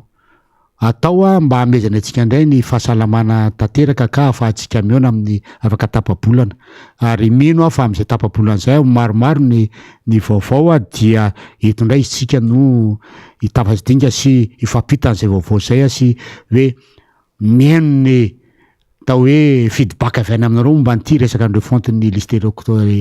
électorale aty afahana manome ny atao hoe toromarika amin'ny fiatrehana zany ka dia manao ny veloma madinidinika sy masina fatipatenina ho anareo ho an'ny fanery ho an'ny rina ho anareo teknisianina rehetra ao amin'ny tamin'ny MBS Radio Mada mapita an'izao fandaran'izao era Madagasikara sy any ivelany any ary dia mbola mirariko raha mirary herinandro sambatra ho anareo sy herinandro voalohany amin'ny volana novambra tady tsara fa amin'ny herinandro efa volana novambra faniry ary miazakazaka be ny fotoana ka dia mila mijerena malaky hoe manaona marina ny tena fiainany ty Madagasikara ty ary mira raha anakaiky fa dia manao ny veloma madinidinika sy masina fatipatenina ho anareo manam-peona indray tompoko. Eny ary de mirarisoa ny député Rambotsika navita ny fanehoan-keviny sy ireo fandalinana fanadidina fizaram-baovao ary endriky ny fanentanana ihany koa satria zava-dehibe ny atseritsika ny 2024 ho an'ny fifidianana ho avy eo rena arabe mananjara verina amintsika fa efa niresaka ny zava-misy any Tsimonosy moa député colonel Rambo teo dia hampiakatra ataontsika hoe vahiny fa ponina avy any amin'izany Tsimonosy any Betroka betsaka ny fanahirenitsika zany hoe Betroka ao ny tontolony tsy fandriam-pahalemany lalana ratsy ao ihany koa ny endriky ny tsy fisiany rano ny sakafo marobe dia marobe ny adevitra mandeha momba ty Betroka ity ka hampiakatra vahiny isika iresaka amrina mandritry ny minitra vitsivitsy maromaro ny zava-misy any Betroka aorianan'izay de iverina ny tenako fa isy vahiny ihany koa iara-dalana amiko rehefa aveo iresaka indrindra mihitsiny ny any fotony ny fanomanana ny fifidianana amin'ny akabeany satria mametraka fahamialontsika io de filomarika ravalomana zay ary de tena mandrilika mihitsy tsika mitady am'izay fomba ahafahana manatsara n'zany lisy mpifidianana zany kanefa mametraka ny fahamialony hatrany hatranytsika dawarariny. Eny ary misaotra namana faniry nitondra an'izay fitenena an'izay isaorana ihany koa ny député Rambo député colonel Rambo voafidy tamin'ny alalany tiako Madagasikara atao amin'ny boriboritany faefatra tsy pasoka nefa malamitsy fa toa de tenentsika fotsiny hoe ambava homana apo mieritreritra. Eny ary toy ihany ny fandarantsika miara-manonja MBS Radio Mada araka ny efa nambara teo dia betsaka izay resaka momba ny antsoina hoe any faritra atsimo hoe tsisy rano hoe mosary manjaka ny tsy fandriam-pahalemany alatromby ratsy lalany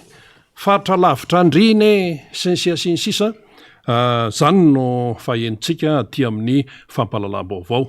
ka ny toe-javatra ohatr'izany tompoko dia ilaina mihitsy ny sin'ny olona avy any amin'ireny toerana izay tenenina ireny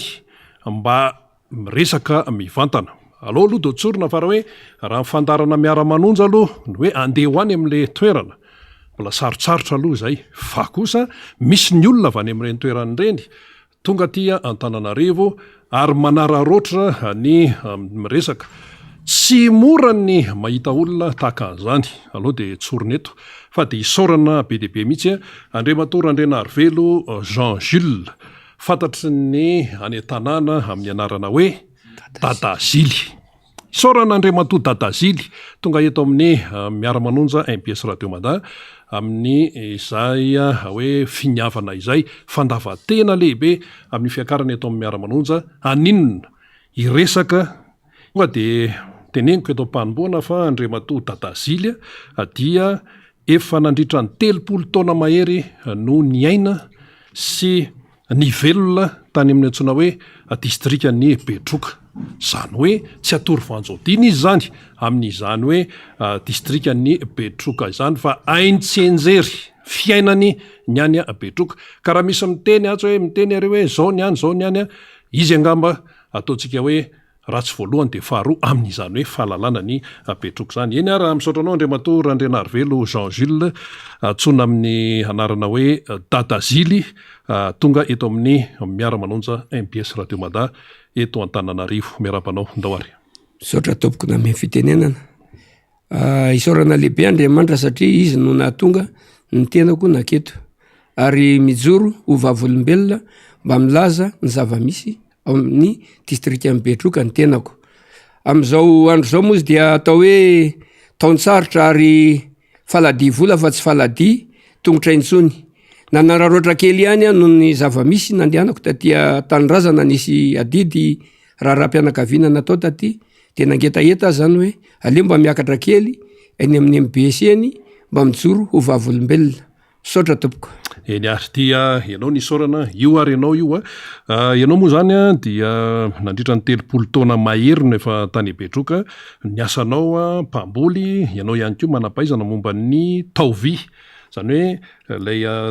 fitaovana momba ny vy ilaina amin'ny fambolena, de ianao ihany koa amin'ny resaka fanaova trano zany satria misy resaka vy ihany koa ny ao amin'ny tontolon'ny trano zany. Fanontaniana voalohany apetraka amin'Andriamatoa Dada Zily de hoe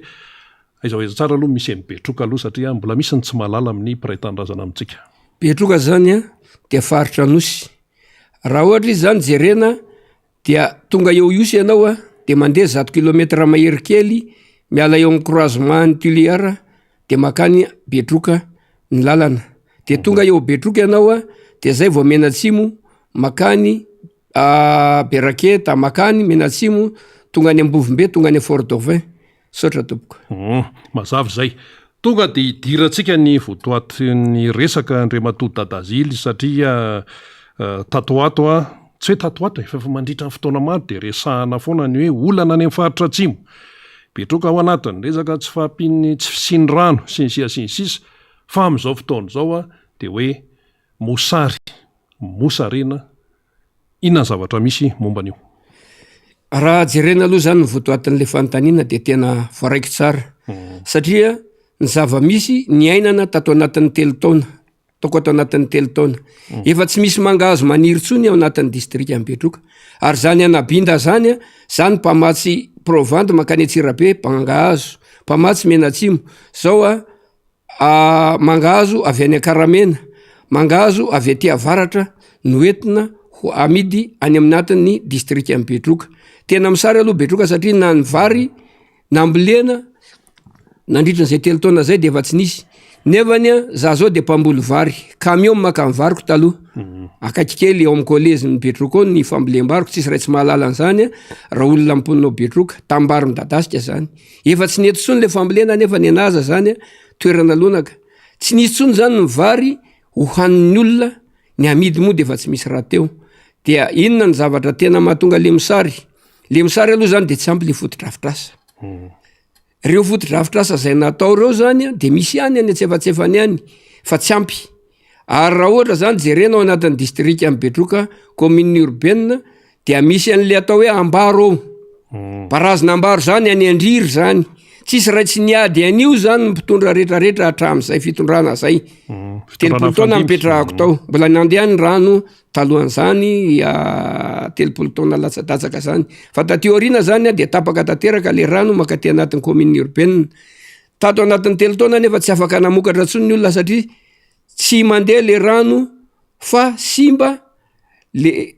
tsy ampy le kojakoja avy any amin'ny barazy barazinambaro zany de tena tsara de tsara raha jerena eto Madagasikara. Le rano tsy hoe reny rano fa rano avy any tendrombohitra. Rano any tendrombohitra. Zany andriry zany any tendrombohitra. De rehefa nandeha tany zahay tsara le barazy. Fa le kojakoja miala eo amin'ny barazy makaty midina amin'ny karan'ny olona zany tsy ampy fa very any tena le rano de tsy ampy. Tonga am'izay ary le mosary satria tsy afaka mamboly ny olona, tsy afaka manao nininona ny olona satria maina ny tany, karakaina ny tany. Tamin'ny herintaona moa zany reny cyclone nandalo be de be teto reny tsy mba nisy nandalo amin'ny district amin'ny Betroka zany fa de tena maina. Za zao de tena mamboly ary lany vola sy ny lalovan'ny rano ny tambarina amboleko. Io kodona amin'ny Betroka io zany raha miala ianareo satria nisy fanontaniana teo aiza ho aiza Betroka. Raha miala kely mivoaka ny tanàna amin'ny Betroka anao de mena avaratra. De natao le radi, vita le radi nasondrotra fa le rano zay mamaky an'io radi io de mihoatra makaty amin'ny arabe. Io zany eo amin'ny ataoko hoe eo amin'ny 700 metatra eo angamba raha ohatra betsaka na 800 metatra eo tapaka io lalan'io tompoko raha ohatra tsisy fikarakarana io amin'izao fotoana zao raha tonga ny taom-pahavaratra satria ny orana moa zany de avy ara-potoana amin'izao. De tsy misy zany ho any Fort Dauphin zany satria be lavitra no le rendrano ny dega mahazo eo amin'io avaratra ny kodona amin'ny Betroka io. Ary tomobile efa 3 mivadika teo. Eo amin'ny lafiny sosialy. Raha jerena inona mahazo mimpon'ny Betroka? Zany atsara itso zany any tany mamokatra zany, tany lonaka zany. Tsy afaka mamboly ny olona any, tsy afaka mamokatra ny olona any satria na le tongolo kely teo ane simba daholo satria tsy ampy le rano atondrahana, tsy ampy ny etomanana. Io atsara itso zany amin'izao fotoana zao dia tsy mba manana vary ao an-trano na masomboly ambolena. Io district amin'ny Betroka anatin'ny commune urbaine io na patron na omby na opérateur na inona na olona mpiavy avy any ambanivohitra hoe mipetraka eo mampianatra zanaka mamboly koa izy. Tsisy zavatra azon'ny olona atao koa amin'le fambolena satria tsisy rano azo ambolena noho n'io barazinambaro tsy vita dia mosary ny olona. Nefa taloha zany afaka namboly tsara, nandeha tsara io rano. Mandalo atapy-tanàna amin'ny Betroka ny rano, namboly voninkazo ianao, namboly iny ianao zany tamin'ny andro taloha de tena nisy ny rano. Ary zany atsara ito zany de tena atao hoe tsy lany ny vokatra teny. Amin'izao fotoana zao nefany de tena mamboly an'le kely matoy ny olona. Kely matoy zany hoety manana ambolena n'le tongolo grosgeneo amin'ny taopambolena azy. Maina le tongolo satria tsisy rano natondraka, malazo, misy ny aretina, tonga de accident le fambolen'le olona satria ny antony. Ny voana tongolo anankiray efa vidina 2 alina ny ray kapoka. Nafafy iny tsy misy zavatra azon'le olona tenaina fototra ambolena amin'ny taopambolena satria ny antony simba ny bibikely, simba ny tsy fampian'ny rano. Iny morona rehetrarehetra amin'ny Betroka, iny morona mangoko rehetrarehetra io fa mangoko moa zany mandalo a Betroka eo. Iny zany fambolen'ny olona daholo, iny nambolena kely matoy nambolena iny. Rano mangoko zany tompoko amin'izao de ritra. Tsisy tsony. Ary tena efa manomboka maina. Tena sahirana ny olona, inona moa zany ny azon'ny olona norahana an'le zava-misy maina. Eo koa zany misy an'le tanàna hoe Morariva. Morariva zany de akaikin'ny Betroka zany. Tena mosary ny olona any satria ny antony tsy misy sakasaka azo ambolena, tsy misy tambary namokatra tao anatin'ny 4 taona ny azy nefa nanomboka tsy nisy. Tao anatin'ny 4 taona nanomboka tsy nisy ny azy zany Morariva zany. Zany nefany ao anatin'ny commune urbaine Betroka fisy moa zany tsy tratran'le barazinambaro. Rehefa jerena amin'izay zany raha ohatra ka mitoy izao misary era Madagasikara hoy aho. Nefa ny anay ao Betroka ny teneko satria tsy mety miresak'olona. Raha mitoy izao misary ao Betroka zao, any amin'le Jangany, any a Benato, any Ambinda, any Anakafy, any Sonala, ny 30% ny olona tompoko. De mandeha amin'izany fahafatesana zany. Satria ny antony mandeha tsy fidiny. Inona moa zava-misy any ambanivohitra any? Andraso aloha vetivety, efa misy maty zany amin'izao. Eto ianao vavolombelona iteny an'izay. Hoe ahoana zay? Talohan'ny akarako zany de efa nisy olona nijoro vavolombelona mihitsy tao amiko. Hoe nahafaty ny zanako ane dadazily de misary. Inona na tonga le misaro Le misaro izy mandeha zahay de tsy misy ao an-trano. De dimy ozy ny zanako, io zanany dimy io a mena vary aloha, mena sakafo zany fa tsy vary. Maraina ny anankiray. De misy mamana iny amin'ny atoandro a, le manaraka an'izay. De misy mamana amin'ny hariva. Le fahatelo. Le fahatelo. Ny amin'ny hariva. Zany hoe indra mandeha isan'andro zany no misakafo ny zaza iray. Zany hoe mihinana aloha le zaza anankiray amin'ny maraina.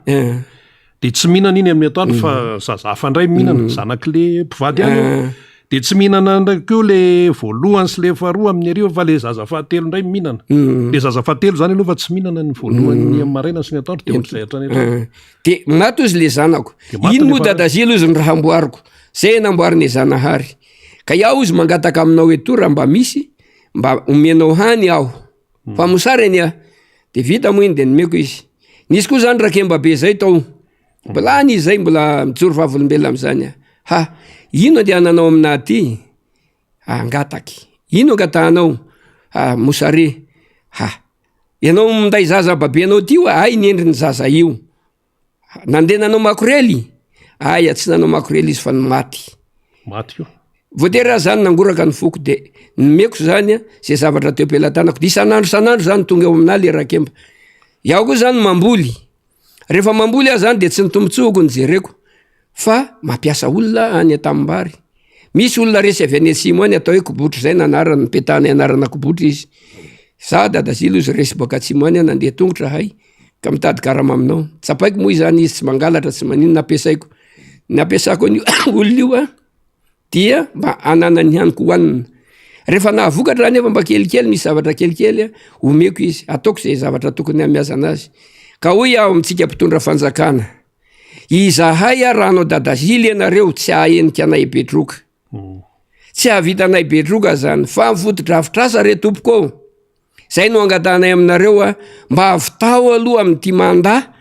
iray efa olany tia, zay zavatra tokony mba amenona nireo misary reo satria raha ao anatin'ny 700 Misary zany azo resena. Azo resena. Raha ao anatin'izay 700 andro zay mba misy ny vary zany ene zao e. Tonga any azao, efa miomana ody io, efa nidim-bary raha manetsa zany janvier, efa miakatra ny volana me. Tsy miandrela be. Za nefa zao na masom-boly tsy misy. Nefa le barazy ery koa tsetsina. De le barazy ihany koa nefa tsy fantatra na anahoana na anahoana. Za nefa mivelona amin'io barazy io. Be de be no mivelona amin'io. Ka raha ohatra re tompoko, mba azonareo atao, nanao ny FDA, nanao ny mpamatsy vola atao contrat tamin'io izy le rangahy. De hoe tamin'ny taona taloha mbola mora ny zavatra. Nanao nefa zareo de inona accordeny zareo de nijanona le entreprise nanao tao. De hoe mbola itoy. Nisy nikitika nisy nikitika izy tam'izao. De am'izao nefa inona ny olana? Tsy nitoy le mpamboatra fa tsy fantatra. Ka raha ohatra re mba azo ny activité ny fanjakana hoe mba volanareo madiodio amenona new entreprise manao amin'le dévaluation zay fisorotan-javatra teo iny. Nanomboka tamin'ny lasantsy gasoil nasonitra teo iny de mba oka re mba mangataka amin'le lapaladi fa mijaly zahay ao mba avitaina io barazina mba haroa. Fahatelo manaraka an'izay io lala amin'ny Betroka io tompoko. Io koa mbola olana be hony. Ireny 13, eny ekena le ireny 13. Tsy tantaran'iny afa ny anahy ataka. Olon-dehibe nareo anatin'ny mpitondra ao. Ministry ny asa vavety am'izao efa andresaka taminahy teo amin'ny Petit Berger. Makasitraka anazy na vita mipavy. Tena raitra de raitra aloha mipavy. Tsara. Fa izao raha mba azo atao re ministry ny asa vavety, io avaratro Betroka io zay hitanao de miariary zay hitanareo rehetrarehetra mpendraikitra sy mpanapa-kevitra ao mba havitao kely io. Fantelo manaraka an'izany. Io tatezany ananora io de isan'ny atao hoe mampikaikaika satria milatsaka ao ambany ao any tomobile mandeha. Commune rurale zany aminay Ambohitrandriamanitra Amerikanjaka. Za avy etỳ district Manjakandriana misy anahy. Vao avy any io. Dalo, béton, commune rurale. Io nefany lalam-pirenena. Io re tompoko mba ataovy béton satria isa taona misy an'le risque mba vita. Fa io ananora io mba mangataka re tompoko. Reny mpitondra fanjakana angamba zany atako zany ary za tsy manonona anarana hoe misy tena miady mafy mihitsy ao anatin'ny fitondranao mangataka an'io. Mangataka an'io fampandrosoana amin'ny Betroka io. Anisany miady mangataka mitovy aminazy koa iaho. fiao tsy hanonona anarana fa mba henoy reny olona mangataka reny fa aza jerena amin'ny politika hoe politika na tsy politika tsika tsy de any an'le politika loatra am'izao zavatra zao miantso vonjy aloha zany itsika zany de miantso vonjy zany am'izao fotoana zao satria ny antony tena mijaly de fahatelo manaraka an'izany faefatra raha azo atao misy agriculture ao aminay za zao mijoro vavolombelona afaka miresaka ao afaka miteny ao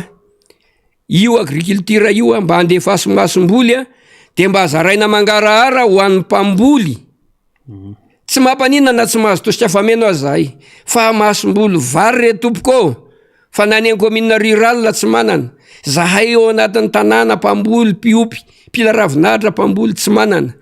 mba meo an'le masom-boly izahay satria tamin'ny andro taloha teo anefa tsy na masom-boly zay tamin'ny teteza mita tamin'ny hera jomampiana tamin'ny ravalomanana zay mpitondra tamin'ny dederatsiraka efa ela mipetrahako teo misy masom-boly foana amin'ity fitondrana faran'ity zany zao zany tsisy dia mangataka izahay am'izao matonareo mangataka de tsisy mba ho tonga any ny masom-boly satria mbola tsisy tonga any dia tena raketiko atsoratra mahitsy zany teniko zany hoe mijaly zahay satria raha nianiko hoanina efa tsy misy no eto manana ambolena koa tsy misy de zany zavatra zany koa tena mampijaly anay za zao dia olona privé ary olona fantatry mibetroka tsy ngoan'olombolo niaraka tamin'ny UNESCO napanofana zaza teny amin'ny lycée technique inona moa natongavana teny mba hampandro tany menasa reo akizy ireo nisan'ny tena niofana reo akizy ireo inona nefa ny zava-nisy nomena barbeze reo akizy ireo nomena fitaovana elektrika reo akizy ireo nefa any ambany voatra izy no mipetraka namidin'le zavatra nataony zara raha hoe azo sasasasany fotsiny sisy le fahaizana nomeko nefany mba nety amin'ny any le fahaizana natao nefany mba nety amin'ny fa le zavatra hoentina esana tsy misy inona ary ny zavatra tokony mba atao amin'ireny mba ameo zay zavatra sahaza anazy izy fa tena tsara de tsara le tohana fa tohana tsy de mifanaraka am'le toerana misy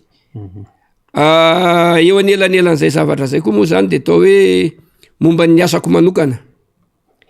manana carte professionnelle manana statistique manana zavatra be deaibe atao amiko nefa tsy afaka tsisy zavatra azoko natao mandompataty nanao inona za nefa spécialité koa de mikirakira via de mamboly de miopy inona nefa ny zava-misy raha jereko akapobeny izahay antitra zao ve tsy mba misy mijery fa le tanora ihany ny jerenareo zay zao mbola olana hafa ndray koa zay aty amin'ny iza antitra zao zany elan'andianana mpamanga tsy mahazo izy moa de mahatsara iaho tsy afaka mody satria iaho mampianatra ny zafiko any mampianatra ny zanako tamin'ny maraindraina zao de tamin'ny maly zao nandeha any ny zanako mianatra amin'ny masera any nampindesy sase izy zany nampindesy ny endry be ny sase nasinan'le ardoise tsy nentina ndray izy tanora zany tsy inona nefa lehibe tsy voakarakara inona nefa natonga azy nampindesina sase andeha hianatra tsy misy ny vidianana fitaovana zafiko zany nijoro vavolombela zany tafiditra tena anatiny mahay mihitsy ny fahantrana ka hoy aho aminareo mba jereo koa zay antitra satria reny tohana rehetrarehetra amenareo zay hoe tanora amena fiompiana kisoa amena fiompianan'izao de tsy misy tena traikefa tena nanany raha tsy misy ny olona vavolombelona zay ao am'izany de miopy kisoa mampiteraka kisoa inona ny zava-misy ny dilany eo betroka zao 1,400 ny kilao ina mbola hoe apombo ny apombo tsy misy novidiana ompianao zany le zavatra mijaly fotsiny de inona zavatra tokony ho atao mba ajerevo re tompoko zavatra tokony anampinanay am'zany zavatra rehetrarehetra zany ary ray le garazy aloha raha misy zany ny projet reny aza mijery hoe ary mahay anio ary mahay anio fa jerevo le karta any ampelantanan'olona satria reny zavatra reny tsy nataotao foana fa natao amin'ny ara-dalàna de ny zava-misy koa moa zany zay manao sarety pneumatika tena raitra de raitra hainy betroka marobe zay mimpanao ao zany zavatra zany zany anananaitrekefa zany fa tsy afaka velatra satria ny sarety anankiray zay vitanay tamin'ny andro 2020 amidin'olona efatretsy am'izao noho le fahantrano nefa tam'izany telo etsy ray tapitrisany sarety ray zaranao sarety le olona tam'izany nandoa aporo any amin'ny vovoy tsisy ny hoaniny amidin'le olona le fitaovana satria na ny omby hitarika an'iny nefa tsy misy ary ny omby arahony to amidy 700 000 francs de zao ndray de ahoana io ahoana satria tsy mahika aloha le omby joro vavolombelona satria ny antony nisy namako zay avy any ambanivohatra avy any amin'ny faritra atsimo any toerana atsimo zany de hoe mividy le omby mahio ny fidianana mangazo hoanina marina ve zany de rehefa nandeha zany le olona io dia nitondra omby tamana omby vavy zany hoentina any an-tsena miala amin'ny dépense rehetrarehetra efatra alina sy ray hetsy isa mividin'le omby satria mbola omby afaka mandeha any an-tsena zany ny vidianana balahazo zay vidina omby zay 3 alina sy ray hetsy ny gony io 3 alina sy ray hetsy io gony io nefany vidin'le omby anankiray raha ohatra zany jerena am'izay hoe makany ambinda makany pototra makany Bepombatsimo ny tsena isa tapabolana ny tsena ao Betroka raha ohatra zany 10 kilao ny azon'le olona am'izay fa efa nividy am'le mangahazo 10 kilao ve ho ampy anazy tapabolana tsy ampy zany tsenan'omby nefa tapabolana koa vao misy ny akoho koa ohatran'izay raha misy safe zany tsy misy no haniko hoan'le olona fa mividy eny atsefatsefany eny raha misy ny vola akoatra ny omby hoe bararata aboaly zany hoe fitatiavan'ny olona nefa tsy afaka ao anatin'ny distrika amin'ny Betroka za mijoro vavolombelona satria za manavitr' olona rehefa mandeha zany le olona mitondra aboaly zany kobotry aboaly izy zany votrivotry mandreny de adin'olona io de misy vorambitsika ao anatiny misy voaka ny vitsika de miala le vitsika de misy atodiny eo de le atodiny iny fotsifotsy iny zany amidin'le olona ho an'ny akoho de iny ataon'ny olona ho an'ny provande misy miopimiopy de mividy an'iny iny nefa miala amin'ny 3 maraina le olona mandeha lavitra be de tonga izy amin'ny 3 hariva tsy mahatratra tsena de le olona zay tondra an'iny tamin'ny maly makany an-tsena no mivarotra le azo androany 2 harivo nisy eo raiky fa sarotra nahitana an'izany misy vavolombelona misy olona mihitsy akaikana ao pilan'izany isan'andro hafa mangalaky hafa no mivarotra rehefa io nefa natao avadika ho sakafo iny moa zany no azony 2 harivo kapoka ny vary 570 ny kapoka raiky kapoka tapaka ndraindraiky fa nanao tao ny zoa ampanjifa efa niady tamin'io hoe ahoana reto fa kapoka tapaka zany 570 ny amidy an'le kapoka tapaka sy ny amidy an'le sakafo koa mbola tsy ampy satria 570 raha 570 tsy mahazo telo kapoka fois 2 zany tsy mahazo telo kapoka de zay zavatra zay zany aloha anisany tena tsy avitan'le olona fahasalamana koa eo an-daniny mety marary le olona mila le kobaboaly any tsy avita ao anatin'ny herinandro isan'andro mila bararata koa rakemba be zay ngoa nahita anazy ino indesinao ty rakemba ao vidiko anao mba any ny vadiko izy no vidiko fehezany raiky arivo avidinao ohatrino rakemba arivo meko ny arivo avokoa le ranga vadany ity koa dadasy mba voty am'ty fa mosara ny aity ohatrino koa ny anao ty arivo fehezany raiky io fehezany raiky zany olo mavozo le fantitrantitra zany no mitondra zany satria kely no azony am'zany ary raha ohatra matanjaka izy zany tarazo raiky zany fehezany raiky le bebe ny aloha fehezany raiky le bebe ny afara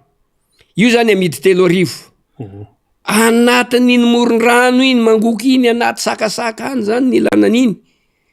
iny koa zany androany tonga tanà eo ndesy koa maraindray olo hafa minday anazy mivarotra anazy tsy letaka koa iny fapetraky lasa mitrosa vary tsy mahazo raha mba misy manavitra moa zany da 3 harivo da avidy fotsim-bary da avidy paracetamol da amidy tsy hay efa tsy mihina kafe zany izy amin'io mosary hay toboko miatra amina da tena miatra amina zany ny mahazo anay distrika amin'ny Betroka satria na iza zao zany tsy mahazo vola satria ny olo amarotako tsy manambola ny olo anambarako raha tsy manambola iza moa zany ny velomako tsy misy azo ateherana raha tsy misy fotodrafitrasa mijoro misy fandraisan'ny fanjakana andraikitra eo anatreny zamisary zany ny tosika fameno asa efa tapitra angamba le izy na asa mbola misy tsy fantatro fa nisy be antitra nisy salan'zao mba mangataka koa zay raha mbola misy tsy atao tosika fameno re tompoko ny anarany fa vonjy aina satria raha any andriry any any be deabe ny any fa voateny teto zay fa voalazalaza daholy nefa ny any no voalaza fa reo olona reo miakatra ao Betroka mividy ABMA zany miakatra ao an-tsena amin'ny Betroka ane zany mividy vary tsisy tsena any Andranotsara miakatra ao Betroka ane zany nitarazy vary ndesy Andranotsara any satria raha mividy izy zany 10,000 sy rayal saray gondray 50 kilo apin'ny mitarazo aniny vary iny mandeha an'izao 2 alina gondraiky ohatriny zany masokarenan'le olo mandeha any afa-tsy mifandripahalemana tonga any zany inona midin'le olo hoanin'olo any ka hay Betroka tompoko na de azony tomobile aza na azony ditongotra misy an'le morariva eo maka balazo izy any am'le Analamary vavolombelona zany ohatriny vidiananao an'io dadan'le Marky zay nanaran'le ranga io izy vidiko 3 alina sy ray hetsy atao akory io an'io izy nandoavako frais iaho koa nandeha tomobile nando frais ondesiko avady baritra aminay morariva eny ohatriny zany anamarotanao eny atoko izy da zay izy mba filako vola de izy moa zany nanday brety amina teo de natoko maimaimpona ny brety fahatelo manaraka toko fahatelo foana moa satria nisa manomboka amiray de manomboka amy 2 de manomboka amy 3 za zany eo anatin'ny district amy Betroka ao fantatro olona any ambanivohitra raha misy angady hoentin'le olona fa foifoy angady manontany anazy amboary ny angadinao io de hoe amboarinao sy amboary atao akory izy ty amboary dadazily tsy mitemy vola le olo amboariko fotsiny raha ohatra le angady vaovao vidiny any an-tsena any ndesinao ny angady de hoentiny eo koa de hoentiny eo atao ny angadinao ty ohatriny manamboatra ny ty 10,000 za manao sodira angady anankiray prix fixe iaho manao 10,000 ny antony izy efa nitonona hoe ohatrina manamboatra ny ty ka io fitaovana io zany tsy misy kibota mandeha ao tompoko maty daholo le kibota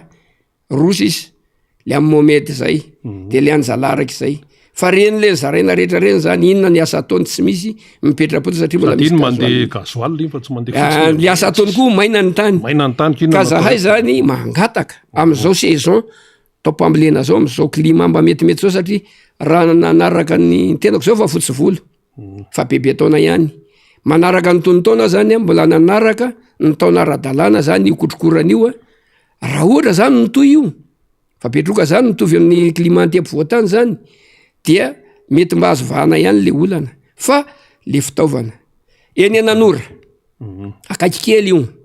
reo olona tanànany Ananora reo tompoko de misy toerana 3 izy eo tsy manonona razan'olo tena mijaly reo meo fitaovana reo meo masom-bolo reo ame angady reo hoentiny miotra le fahatrana satria angady efa foy kely sisa netiny zalamboarina mazava zay amin'ny akabe zany de hoe mila vonjy ny ao Betroka sy ny manodidina rehetrarehetra manao antsoavo ho amin'ny mpitondra fanjakana hoe mba jereo ny ao Betroka ao ny fitaovana potika ny barazy sy mba io nefa ny laklean'ny fiainandro zareo na ny fambolena na ny inona maraparantsika Andriamatoa Dadazily satria mbola misy olona manaraka anao zany vahiny eto miaraka amin'ny faniry Razafy Manatany tranga anankiray any Betroka ihany koa zay voalaza tonga ty aminay aty Antananarivo ty de hoe misy ny exode rural ny avany ambanivohitra miakatra makao Betroka no ny mosary sy ny rehetrarehetra eo ianao anamarina an'izay ary zany Betroka zany hatramin'ny ahafantarana azy dia tsy nisy mpivarotena fa zao lasa misy mpivarotena na makorelona hoy isika mampalahelo le zavatra ahoana fipetraka zay misy velo zay sa tsy misy amaraparana antsika azy tanàna amin'ny Betroka moa de tany mandry izy io rehefa izy natao hoe mandry de tena mandry fahalemana ao Betroka zany tsisy mandehandeha amin'ny alina rehefa tonga ny amin'ny 7 amin'ny 5 fa am'izao fotoana zany efa feno 400 eo amin'ny edena mangataka no ninona le olona zay tonga am'le fahantrana lasa mangataka meo kely am'le tata meo kely am'le karandalina meo kely am'zay olom-patatra zay mandalo fahatelo manaraka an'izany de zao tsy nisy makorelona zany tao Betroka hatramin'izay fa zao misy satria raha ohatra ianao zany hoe sanatriny zany sanatria mampitovy toerana raha any Fianaratsoreny misy mibabababa misy an'izao fa Betroka zany tsy nisy an'izany taloha rehefa tonga ny amin'ny sivy de mangina betroka zao nefany a lasa misy makorelona varotena inona mahatonga an'izany no ile tsy fampina misy olona avy any ambany vohatra tena mahita maso misy olona zay andreny vohatra lasa manao an'izay zavatra zay kanefa raha vaova io olana io zay ireo fitaovana sady mamarana ianao dia mety satria ny antony a foana na maivana miena le fahantrana vonjeo re zahay tompoko fa tena mangetaeta ny fitondram-panjakana izahay fa ataovy salany nanaovanareo pahavereny a nanamboaranareo an'ireo fotodrafitrasareo fa tena makasitraka zahay a raha mba ireo mivita fa mijoro vavolombelona zany tengo rehetrarehetra zany a satria ny antony a noho ny fijalian'ny mponina ao betroka no mahatonga niakatra ety amin'ny plateau ny mbs sotra tompoko eny ary isaorana be deaibe andriamato randria narivelo Jean Jules na Dadazily avy any apetroka izy a nitondra ny fijaliany nanao antsoavo nitondra ny fitarainana any amin'ny mpitondra fanjakana satria misy mpitondra fanjakana eto Madagasikara de omendalana ary ianao eny ary dia ary ny lalana eny ary sotra besaka tompoko dia zay le fipetrany hoe miantso vonjy ny any abetroka tonga teto amin'ny MBS ny solotena vahoaka any antoerana miantso vonjy any mpitondra satria fatany hoe misy mpitondra fanjakana ary ny mpitondra fanjakana araka ny tenenina de karamainy ny vahoaka tompoko karamaina ny mpitondra fanjakana ka inona ary no atao eo amin'le seza inona no atao eo amin'le toerana ary raha tsy amahaolana ohatran'izany any abetroko zany ny tanora tsy hisy asa ny barazy tsy vita kanefa maheno ihany zany tia tsefatsefana tao misy vola hony anaovana kianja manara-penitra tao misy vola hony nefa ny olona ria mivarotra atodombitsika mivarotra zay hoe zay azo amidy amin'ny famonjena aina ao anatin'le raharaha tena manahirana ary mampalahelo dia ambava-omana ampomeritretra efa eto ny namana faniro miverina indray dia mena faniry indray raha nyfanoizana ny fandarana andray ny vahiny manaraka andao ary tsara na fantatra ny vaovao any betroka fa raha ny zava-misy any faritra tsy minosy any koa mbola ho alefa mifaly eo ihany izy amina madiko kely dia 50 ny kapoaka ny vary amina madiko kely zany zava-misy any amin'ny faritra any io hitantsika amin'ny sary io amidy amin'ny vidiny ariary 50 ny madiko iray tafakatra 57 ariary kosa ny kapoaka amin'ny vary tsotra eto Toliara tsika tsy mamorona fa zava-misy io de alefantsika riny rehefa nresantsika foana zany lafin-javatra rehetra zany ny rano 7 ariary ny bidon 20 litre na 20 litatra zany zava-misy eto Madagasikara ary ny sary mbola isy sary alefa mifaly eo zany any lavaranty zay de tena mampalahelo mihitsy mahita an'ireo zaza malagasy tena sahirana tena rasy de rasy alefa mifaly amintsika eo le sary tena hoe keretateraka Madagasikara ary nany eto andrenivohitra ara dia io tsy fandripahalemana io resaka fisolokiny io resaka halatra io famonon'olona tena tafiditra ao anatin'izany hoe fahantrana lalina zany fa de jerevantsika ny zava-misy manerina Madagasikara zao ny aina no mpiray tanindrazana amintsika omalitsika nandefa sary ny any Sasinaka dia mandefa sary ndray zany tsika ny amin'ny zava-misy zany any lavaranty zao hitantsika amin'ny sary tena mijaly le malagasy tena fahantrana tanteraka ny banque mondiale nahita le hoe ny raika amin'ny 900 ny malagasy de mahantra tanteraka mihitsy fomba fijery anaty statistique zany fa mihintsika raha ny réalité sur le terrain de efa tena mihoatra ny 700 de zava-misy ty fa ny mpitondra moa mbola samy deoaka ihany mbola samy rehare ihany fa tena mandroso le Madagasikara azo itokisana ary mbola mahita hoe ny 350 mivoaka malagasy ifidy any amin'ny taona 3 dia mbola metraka fitokisana amin'ilay mpitondra kehitriny magaga sy matalanjo zay fa ho avy eo ranaivorazo feno manjato zay diso fantatsika ny amboliboly tany faharoa iara-dalana amintsika iresaka ny tontolo mpifidianana amin'ny ankapobeny fa te ilaza ny ty vaovao maneran-tany ty ako amintsika zany satria sao de mikitikitika ny telefonitsika sika sao de mieritreritra fa misy virus manao attaque na application diso fa misy panina mondial ny WhatsApp am'izao fotoana zao dia tsy tafavoaka mihitsy zany message rehetrarehetra zay ifanaovana amin'ny WhatsApp hatramin'ny appel aza nanomboka tamin'ny 10:70 minitra taty Madagasikara no nitrangana zay de tena mbola misavoritako zao tontolo zao hoe inona mahatonga zany WhatsApp moa zany efa nanomboka tany amin'ny taona 2024 tany no nisy nanerina zao tontolo zao ary efa maherin'ny 2 miliara no mampiasa ny WhatsApp eto ambonin'ny tany ary azo lazaina fa communication tena sécurisé tanteraka izy io satria ahafahana zany manao fifandraisana zay azo antoka ka tsy haitsika na vokatry n'ilay ady any Ukraine sy Russie tsy haitsika na vokatry n'ilay zava-misy maneran-tany zay hoe fisavoritahana eo amin'ny sehatra diplomatika sy resaka tsy fifankazahoan-kevitra na petraka fotsiny ao anatin'izay hoe misy fanamboarana na panina na resaka data normal le izy fa de miandry sika zany zao amin'ny zay communication amin'ny WhatsApp izay fa de panina mondial mihitsy zany io fa tsy hoe sika eto Madagasikara rery fa manerina izao tontolo zao. Eny ary efa atako aketo Andriamato feno manjato Ranay Virazo miarabanao aloha todo somatsara eto indray ny MPS Zokobe feno. Miaraba namana faniry ary miaraba ihany koa ny mpiandraikitra mpikirakira rehetra zao hainao manjery zao mametraka fiarabana ihany koa amin'ny mpanaraka ny miara-manonja eto amin'ny MPS amin'ny zao talata izao. Ndeha ataoko hoe misy namana avy ny vahiny teo avy any Betroka i Dadazily de nandefa sary koa tsika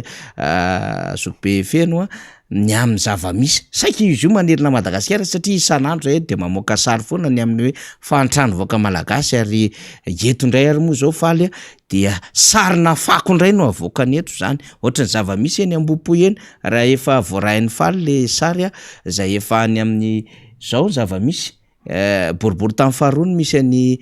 namantsika feno manjato Ranay Virazo mety mahita an'izao vaovao zao tena maloto ny tanàna maloto tena marikoriko tena fofona tsy fakahitana mihitsy tsy lavitra misy anay eto Anosipatrana moa zany dia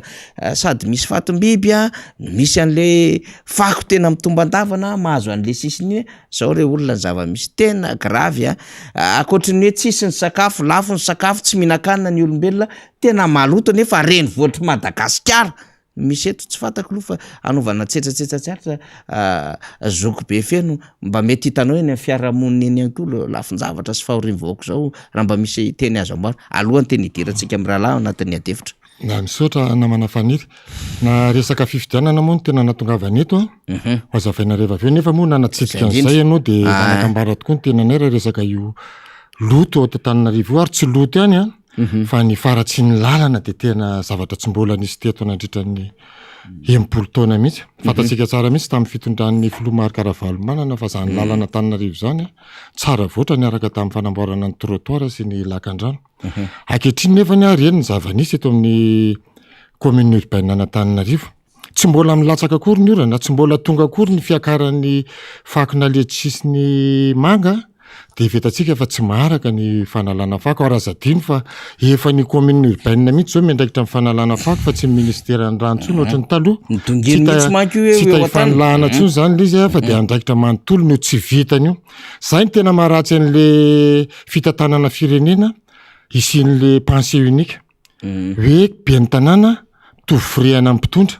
ka nafa hitsora fa tsy mahavita ny andraikitra le be ny tanàna amin'izao fotoana zao de tsy avy anakihana mihitsy na avy andondra tabatra ny mpitondra fa ohatrany sanatry mifampiaro amin'ny ratsy le mpitondra zay mitovoriana ary zany ny anisan'ny tena ny divantsika mafy ary mandinika ny anao namana faniry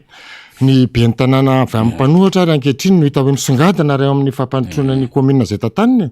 raha tsy teny afa-tsy vatotsika ohatra Abitatafika Alasora hitatsika ny fisongadinan'ireny commune tantanan'ny mpanohatra ireny satria tsy maintsy miezaka izy hanasony vahoaka mpifidy anazy fa ny be ny tanàna toanany mpitondra indrindra no tsy mahavita an'le zavatra tadiavin'ny vahoaka aminy hatrany Tomasiny io zay gagana mihitsy zany re mivohatry ny fahatan'ny Tomasiny zany ankehitriny fa tena tsy fahaletsony zany ao bazary kely zany mikarama mpiasa maro mitaraina tsy voaloha zany nentina anatsidiany eto fa sy ratsy ny tanàna Natarivo ankehitriny maloto simba ny lalana tsy vita ankehitriny ary raha vita raha le lalana indraindray vetivety any de simba tsy mbola milatsaka akory ny orana de efa goaka sady le lalana ny tapenana tamin'ny mahitany rehetrarehetra reny zany hoe na le volam-bahoaka amin'ny totonao ara zany de ohatrany tsy misy fanaraha-maso tsy fantatra hoe iza no manara-maso ny kalitao an'ny asa zay atao de tena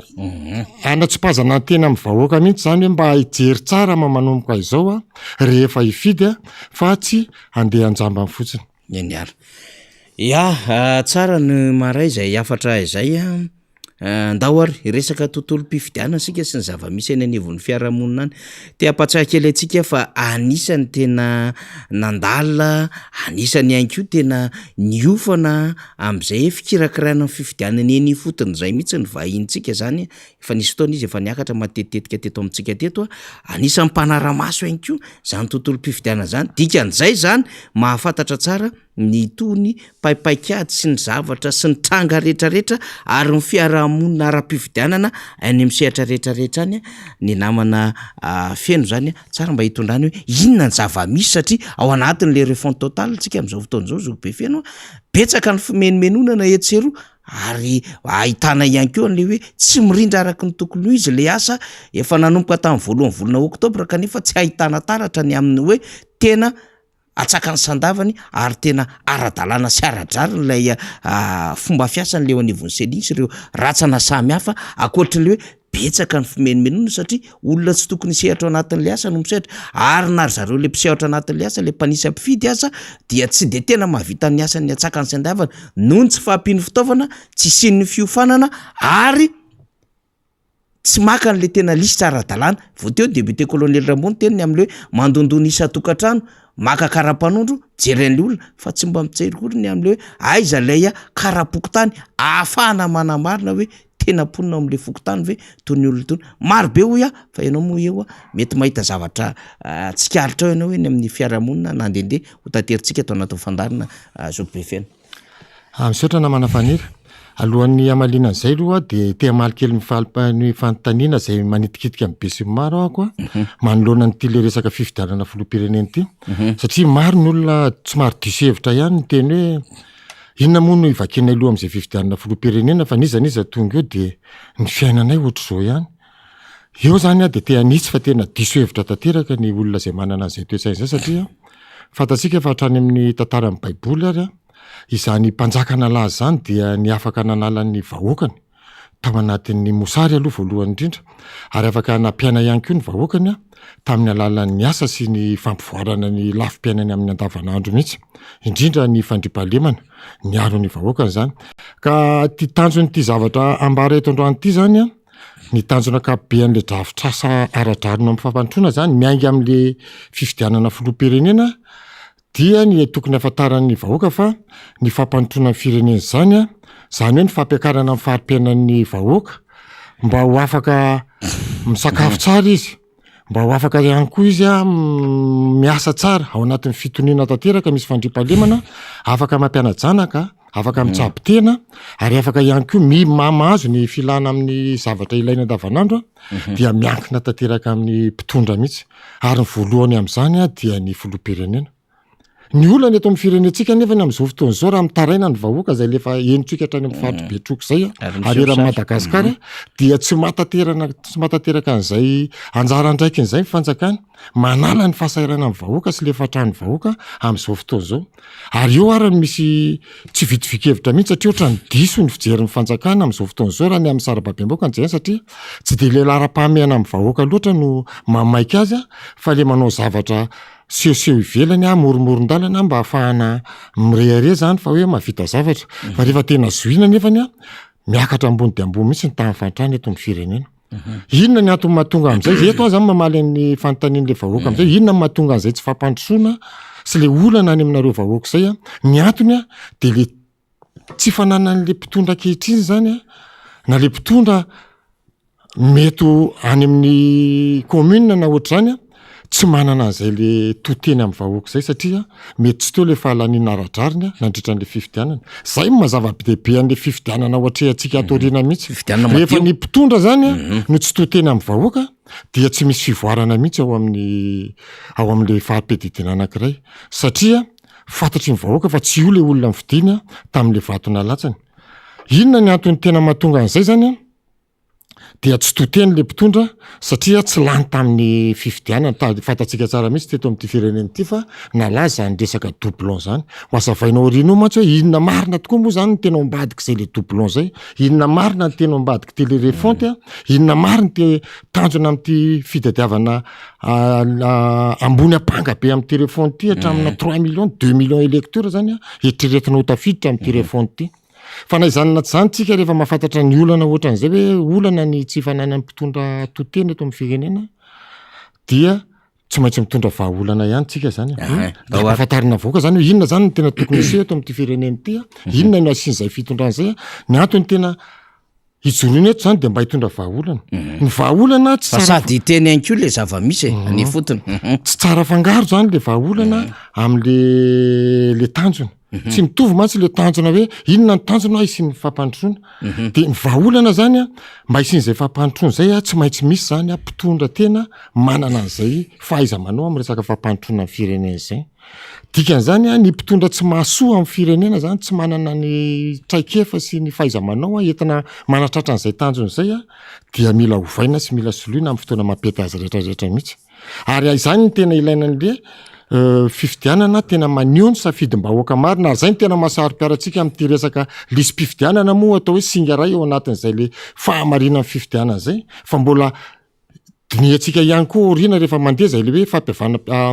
concertation nationale zay le fahamailona amin'ny resaka lalam-pifidianana fantatsika tsara mihitsy fa lalam-pifidianana iainantsika amin'izao dia maro de maro ihany koa nefa tokony avozina satria mety efa tsy mifanaraka amin'ny toetrandro tsony. Misy paikady zany tokony arahana amin'ny atratrarana zay tanjona zay. Ny paikady tokony arahana zany tokony ho fantatry ny vahoaka tsara mihitsy amin'izay zany zao ny mazava-dehibe ny mpitondra fanjakana manoloana ny olana rehetrarehetra misy eto amin'ny firenena. Tompona andraikitra tanteraka mihitsy ny mpitondra fanjakana mamaha ny olana ka rehefa mpitondra fanjakana tsy mahavaha ny olana zany de tokony hitady hevitra ny vahoaka anovana azy na isian'ny mpitondra vaovao mihitsy mba hatateraka an'izay zavatra kinendry vahoaka zay. De tokony aseho zay tokony aseho zay famarona zay fa rehefa tsy resy lahatra koa vahoaka hoe maro no tsy makatoa izao fampantrana amin'ny vahoaka zao dia tsy hotsatra mihitsy ny tanjona. Meko ohatra tsika misy paikady mantsy misy sary tian'ny fanjakana voaka mantsy amin'izao fotoana zao. Izy zany rehefa mamory olona de afaka malalaka na eny an-dalambe na any anaty efitrano aiza na amin'ny fotoana inona na amin'ny fotoana inona na amin'ny faritra aiza na amin'ny faritra aiza fa mpanohatra izay mba teo aneneviny te ampiseho amin'ny vahoaka koa fa hoe tsy mandeha any amin'ny lalana tokony izy ny fitantanana firenena tsy avela mihitsy any hevitra fa andrasana mibasy amin'ny tafondro. Ary zay sary ampitainy zay mihitsy ny tena maolana n'ity fifidianana ho avy ity satria zao raha ohatra ka seny na ACC mitanila no mitantana ny fifidianana mitanila zany hoe manana fironana dia izay sary tian'ny fanjakana amin'izao fotoana zay mihitsy no avoakany eo avoakany amin'ny Facebook mantsy satria fantatsika ty fitondrana ity fa mitantana firenena amin'ny alalan'ny Facebook indraindray aseho an'izany zay hoe faible ny mpanohatra tsy mahavory olona ny mpanohatra roapolo ny nandeha taria tsy nahavita olona ny taria fa ry zareo rehefa manoa ny tamatavy de avoaka miariary mihitsy hoe matanjaka be tsy hidirantsika ny fomba famoriny olona sy zay fomba nataony rehetra teo avory olona fa ny andraikitra tsy maintsy ataon'ny vahoaka zany amin'izao fotoana zao de tokony mampiseho fa ilainy zay fampisehoana zay koa ny hery sy ny famarona isany tsy fakasitrahana ny zavatra misy amin'izao fotoana zao. Fa matoa tokoa zany ianao tsy metsika na matoa anao manaika dia toatrany hoe mamerariny andrareo zany ary eo zany mila fahamailona tanteraka mihitsy hatrany amin'ny ty resaka lisy-pifidianana ity ka hatramin'ny lalam-pifidianana vaovao zay hoeritreretina ho toany amin'ny concertation nationale satria raha izany zavatra sary tian'ny fanjakana aseho amin'izao fotoana zao zany dia tsy aradrarina zany ary tsy ao anatina demokrasia mihitsy zany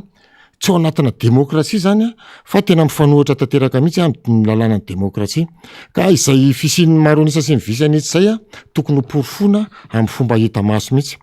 eto am'izay raha zany amaly amin'ny fanontanianao am'izay na manafaniry any anatin'ny sehatra rehetrarehetra sehatra rehetrarehetra any amin'ity resaka refonty ty a satria misy vokatra andrasana zany a amin'io resaka refonty io inona moa zany ny vokatra andrasana zany de hoe ahoana ny sisy fifidianana madio a maneo marina ny tena safidim-bahoaka voalohany aloha de resaka lisym-pifidianana io ilaina zany ny fahamarinany lisym-pifidianana fatatsika fa ny lisym-pifidianana mariny zany a raha ny lalàny iraisam-pirenena moa zany a sehatra iraisam-pirenena iraisana dia 90 isan-jatom-pifidy farafakeliny tokony ho tafiditra ao anatin'ny lisym-pifidianana ary zay 90 isan-jatom-pifidy tafiditra ao anatin'ny lisym-pifidianana farafakeliny zay a dia marina amin'ny 7 amby 90 isan-jatony raha zao zava-misy amin'ny resaka fanaovana refonty zao nefany a dia makely finoana ihany satria maro ny fitarainana efa azo amin'izao fotoana zao na ny faiza manao an'ireo mpanao refonty a na ny fitaovana hoentina satria ny rairainy zany hoe fisin'ny tablety zany amin'izao fotoana zao fa naito tana an'rivo renivohitra tsy mahitsika na tablety anankiray raha aloha miasa amin'izao fotoana zao ary indrindraindrindra ihany koa ny vokatra azo amin'ireo a isa-tokantranon'ireo satria amin'ny fotoana maro nefa nitarainana teto amin'ity MBS ty zay niakatra teto a no isin'ny tsy fifirindrana ao anatin'ireo mpanisa vokatra sy ny vokatra andrasana amin'ny antony matsy a na ny fampiofanana ny mena azy ireo raha de fotoana fokely a teny amin'ny kanja mitafo mamasina ary indrindraindrindra na ny fankahirezana an'izy ireo resaka motivation zany de tena manjavozavo tanteraka amin'izao fotoana zao manjavozavo tanteraka zy fatatsika fa na structure d'appui-enseigny any amin'ny district any angely le mpiara-miasa amin'ny président CED any amin'ny district any a tsy mba mandray tampikarana zany indray mpandisa tona angamba mety mandray tampikarana de zao zany zao vao misy vinavina nefa moa fatatsika ihany a ny fomba fiasan'izao fitondrana zao fa maro ny vola tsy voalona ny karamampiasa na ny mpanao lalana ny banka tsy azo antoka mihitsy a ny fisin'ny zavatra tsy mangarahara oatra zany ka izay indrindra no mahalasa saina amin'ity lisym-pifidianana ity de eo ihany koa le tanjona le anenjika hatramin'ny 2 tapitrisa na 3 tapitrisan'ny lisym-pifidianana eo zany ny tena mampanatateraka mihitsy satria raha amin'ny fandrindrana-kapobean'ny fivoaran'ny lisym-pifidianana zany a latsaky ny 10 isan-jatony tokony fiakaran'ny mpifidy amin'ny lisym-pifidianana amin'ny akapobeany nefa fatatsika mihitsy hatramin'izay a teto Madagasikara fa nisy district niakatra hatramin'ny 30 isan-jato de eo natahorana sady any amin'le mikimaky amin'le voka-pifidianana aoriana satria ho azavaitsika amin'izay raha le resaka zotra-pifidianana hoe inona ary ny tena mampanahy marina amin'ity resaka fandavana an'le concertation nationale sy filalovana irery a ny fanaovana an'ity refonty ity zany a zay dongin'ny fanjakana izy rery satria tsy afa-tsy mety hisokatra mihitsy izy a amin'ny zotra-pifidianana rehetra eto amin'ny firenena zany indrindra amin'ny mpanohatra sy ny amin'ny société civile de ohatrany hoe fitain'ny fanjakana rery le izy de eto tsika de efa mahita ny lesoka sahady satria misy le réseau zay manomana ny alabato io zany a mampiasa an'le doublon ndray sahatsika fatatsika manomboka any amin'ny CENI fohy be mihitsy io fatatsika fa raha ny lalàna ny CENI zany ange ny fametrahana membre bureau de vote zany tsy tokony mihitsy membre ny bureau de vote ny mpikambana amin'ny antoko politika iray fa hatramin'ny fifidianana n'izy teto orina manafaniry ny akebeazan'io mpanao an'io recensement io akehitriny zao a de mpikambana TGV ary ny membre bureau de vote hatramin'izay a de maro ny TGV zay zao tena efa nisan'ny natrasa tao amin'ny circonscription anay tamin'ny fifidianana filoha-pirenena premier tour teo nitoriana le olona taoriana zay a deuxième tour izy a tsy nanao membre bureau de vote tsony fa nandeha amin'izay fifidianana député sy ny fifidianana communal tafaverina tao amin'izay tsy hita tsony zay nanaovana azy satria tena atody amambato ianao atody miady amambato ianao amin'izay fotoana zay ka eto an'izany a te hiresaka koa hatrany amin'ny CENI fohy be CENI fohy be zany fatatsika fa misy membre anankisivy ny commissaire any amin'ny CENI fohy be fatatsika tsara mihitsy fa ny solotenan'ny mpanao gazety tao de efa nisy olana mihitsy efa mpandaniana azy hatrany amin'ny fifidianana ho lavitry ny mpanao gazety fa nalefa tsy maintsy natao moa fifidianana ho lavitry ny mpanao gazety tamin'izany a de anamoaka ny solotenan'ny CENI fohy be vao amin'ny ho lavitry ny mpanao gazety vaovao io nefa nitoerin'ny cellule de crise tamin'izany mihitsy a io fifidianana ho lavitry ny mpanao gazety io tonga ao izy am'izao fotoana zao nefa de fantatra zao fa de tena mpikambana feno mihitsy any amin'ny tokony fanjakana ny asa tany amin'ny ainao manjery tamin'ny tokony fanjakana am'izao fotoana zao ary de fantatra mihitsy ny araka ny latsoratra nataony tandritran'izany gazety sy ny fitantanana izany ainao manjery zany fa de tena olona toko politika amin'ny fanjakana mihitsy izy izany olona zany ve nieritreretintsika efa tsy hitanila ao anatin'ny rafitry ny seny ka zay nataoko hoe mila mailo tena mila mailo zany am'ty fidian'ny ty ary zay ny tena ilana n'le concertation nationale ilaina tanteraka mihitsy le concertation nationale entina anitsiana zany zavatra rehetrarehetra zany fa tsy ho azo antoka mihitsy ny voka-pifidianana iseho raha tsy zay le karazana rindra mandrafitra ny fifidianana hatrany etapony ka hatraty amin'ny fotony zany mihitsy no ilana fanavozana na manafaniry ny zavatra tsara ho fantatry ny mpanaraka antsika ihany ko raha afaka resanao de ny aminy hoe ohatrotriny ahoana eo zany le tena hoe fandraisana andraikitry ny rehetra fa ohatrotriny ahoana zany ny tena tokony ho totoetra hanana n'le mpifidy zany tsika moa tena mivoy an'izany hoe zava-poana ny tsy fankataovantsika zao fanjakana zao sy ny hoe tsy laina ntsony ny iverenana zao arinany 3 raha toy nefa tsy ao anatin'ny lisitry mifidy isika satria anisan'ny fandraisana anjara lehibe ny andraisana anjara ny fifidianana ho avy eo fa de toetra mifidy ny tiako anteresana am'izay ingamba zobe fe ny aminy hoe mpifidy ohatry ny ahoana ny tena tadiavina zany satria ndraindray hoe tsy azo any amin'ny fokotany ony tsy tratra any an-trano ony de kamokamo ho any amin'ny fokotany nefa zany de matetika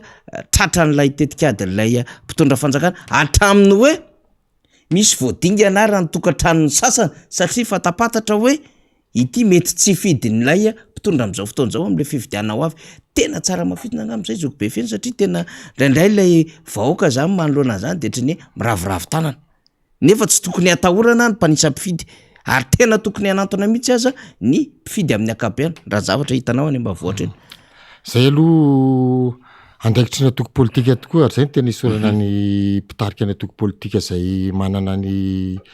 zotra arahany mihitsy zany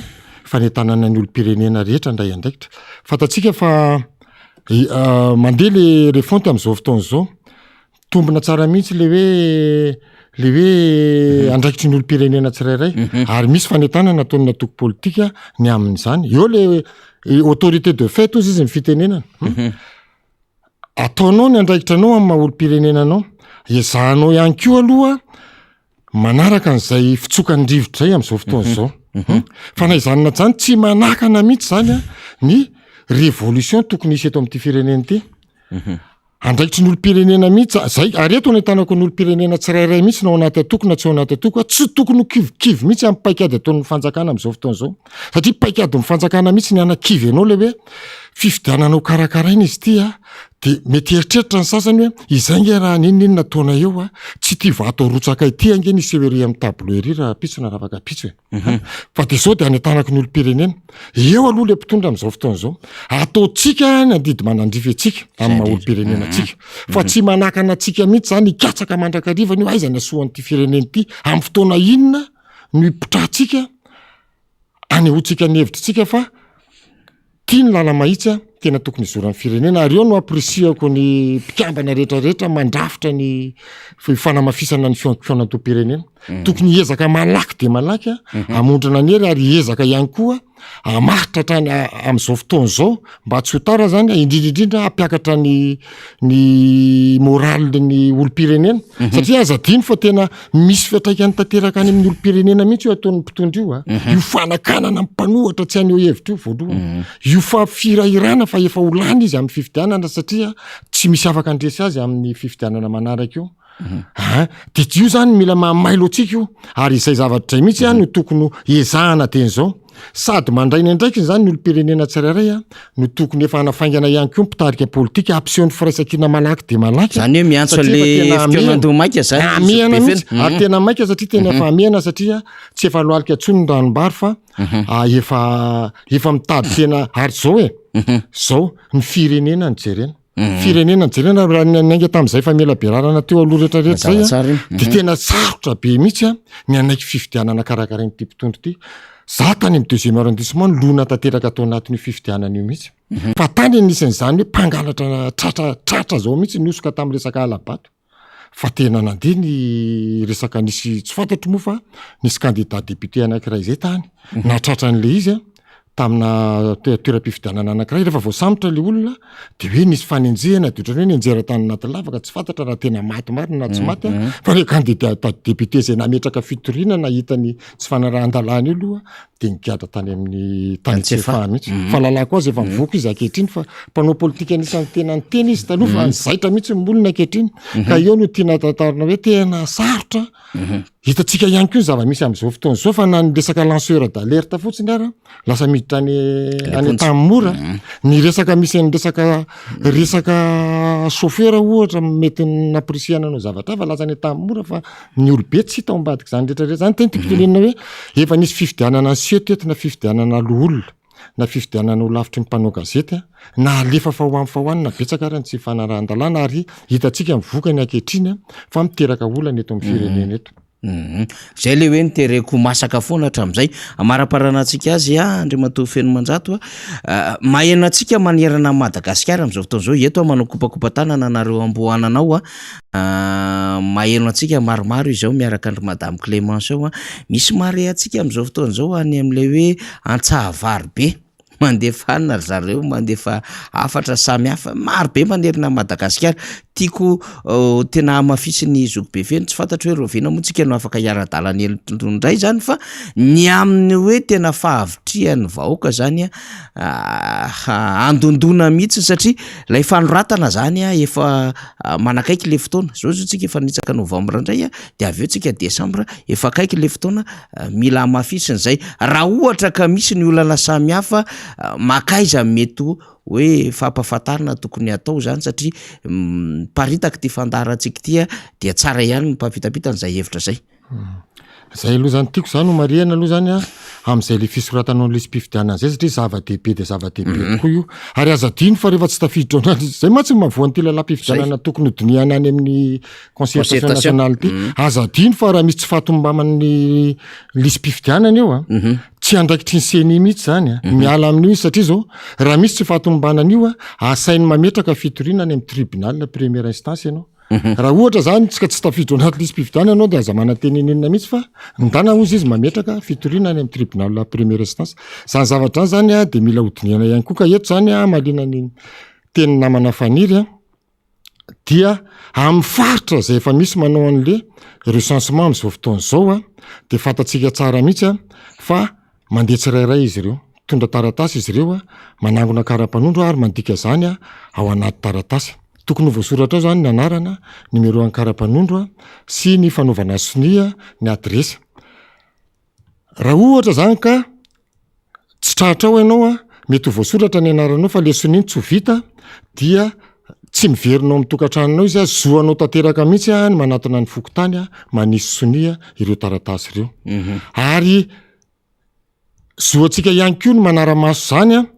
eo ampanaovana ny asany ireo recenseur ireo satria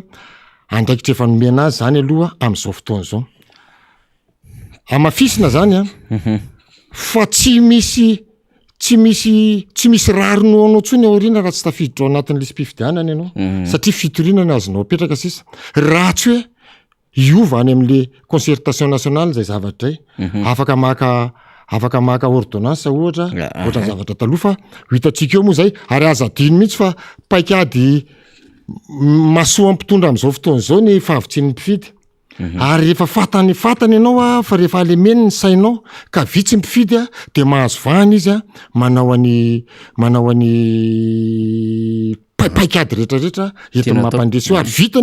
vitany ny manao izany satria tsy maintsy hotapahatsika io réseau zay eritreretina avy tany am'izany io hoe ahoana ny fomba fametrahana membre bureau fa azadino fa ny fametrahana membre bureau de vote de tokony atao mangarahara mihitsy tokony anaovana appel d'offre mihitsy hoe misokatra am'izao fotoana zao firotsahana membre bureau de vote fa hatramin'izay matsy nykononkonondrareo tany ambadika tany izy io ary tsy havita anao an'le fampiasana doublon mihitsy izy raha tsy ohatra ka voafehany tanteraka ny maroniso ao anatin'le bureau de vote nisampifidy mandendehibe io chef-pokotamo manao an'izay tany kibo mihitsy zareo chef-pokotamo fantatsika ihany fa teto Antananarivo ary misy ny soloina tany aminay tany amin'ny firaisana faharoa moa de nisy anankiroa mihitsy ny soloina ny tena nampalahelo moa le ny soloina voalohany maty noho ny antony tsy fantatra mety hoe navesabesatra tamile faharoa koa le saika ho apetraka ny antrotry ny pitsoniny ho apetraka lehibe amin'ny vokotany vaovao namony ainy ihany koa satria fantatsika fa ohatrany hoe mifandry finjavatra l izy nyvanaizanina tsy zany ary manahirana ihany mieritreritra toe-javatra ohatr' zany zay zavatra ratsy miseho am'izao fitondrana matetika zao dia malasa saina ihany le izy ka dia zay moa no any tanàna mifity hoe mailontsika ary zavatra voatanisy zay raisy zay tandrify atsika ny zavatra ampanantenana-tsika kosa aloha nefany dia le fiarahametana mba hisian'ny fanehokery fa maro ihany koa no tea eno sy tea fantatra ny zava-misy marina eo amin'ny rafitry fifidianana ka tsy maintsy isy zay fionan'izay ao ariana de rehefa mba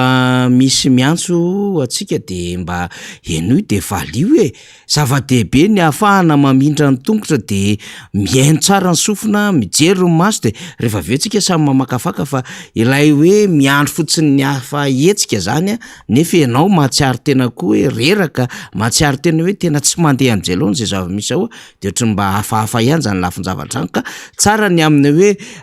tena manira tena mihitsy manetsy batana mihitsy ntsika rehefa mba misy miantso de mba mamalia satria zava-dehibe zany tena révolution ngezabe mihitsy mila ataontsika satria mila faranana zao fahantrana fampahoriana fandika an-dalàna fanimbazimbana fanondranona rena tsokosoko alatra ny volam-panjakana fanapara-pahefana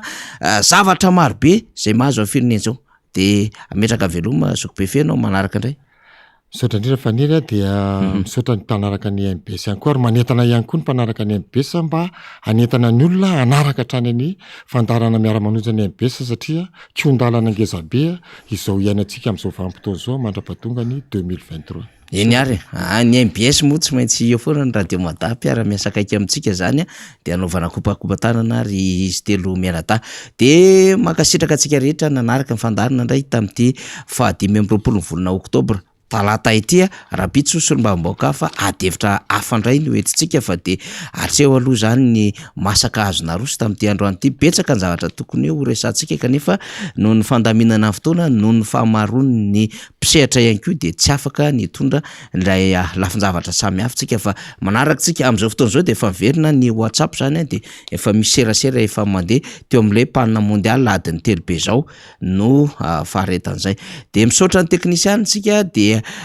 malalaka tsara tsika mifandray zany aza dinoina ny laharan-tarby ifandraisantsika dia 34 12 902 40 averiko ihany 34 12 902 40 na hoe aotra 430 220 roa sivanjato efapolo aotra 430 220 roa sivanjato efapolo 34 12 902 40 zay no laharan-tarbe ifandraisantsika zany raha misy ny zavatra tiatsika ho ampitaina na ny vaovao samihafa efa maro nareo mampita vaovao de manao fitrandram-baovao zay fa ny firarotsikoa de avorainay somatsara ny am'izay misy atsika rehetrarehetra makasitraka tompoko lahy makatelona tompo vavy ho any raha-pitsondray ry olo-pirenena nde isika andraindraikitra dian'izao ho avisan-tokantrano ny agent recenseur anadiady marina antsika rehetra izay feno taona ary anome marina fa voaisa tokoa isika afaka manamarina izany rehefa mivoaka ny lisitry mpifidy any amin'ny bureau-ny fokotany misy anao olo-pirenena ao olo-pirenena anao olo-pirenena isika dia ary andray andraikitra lisy mpividianana marina sy madio no tanjona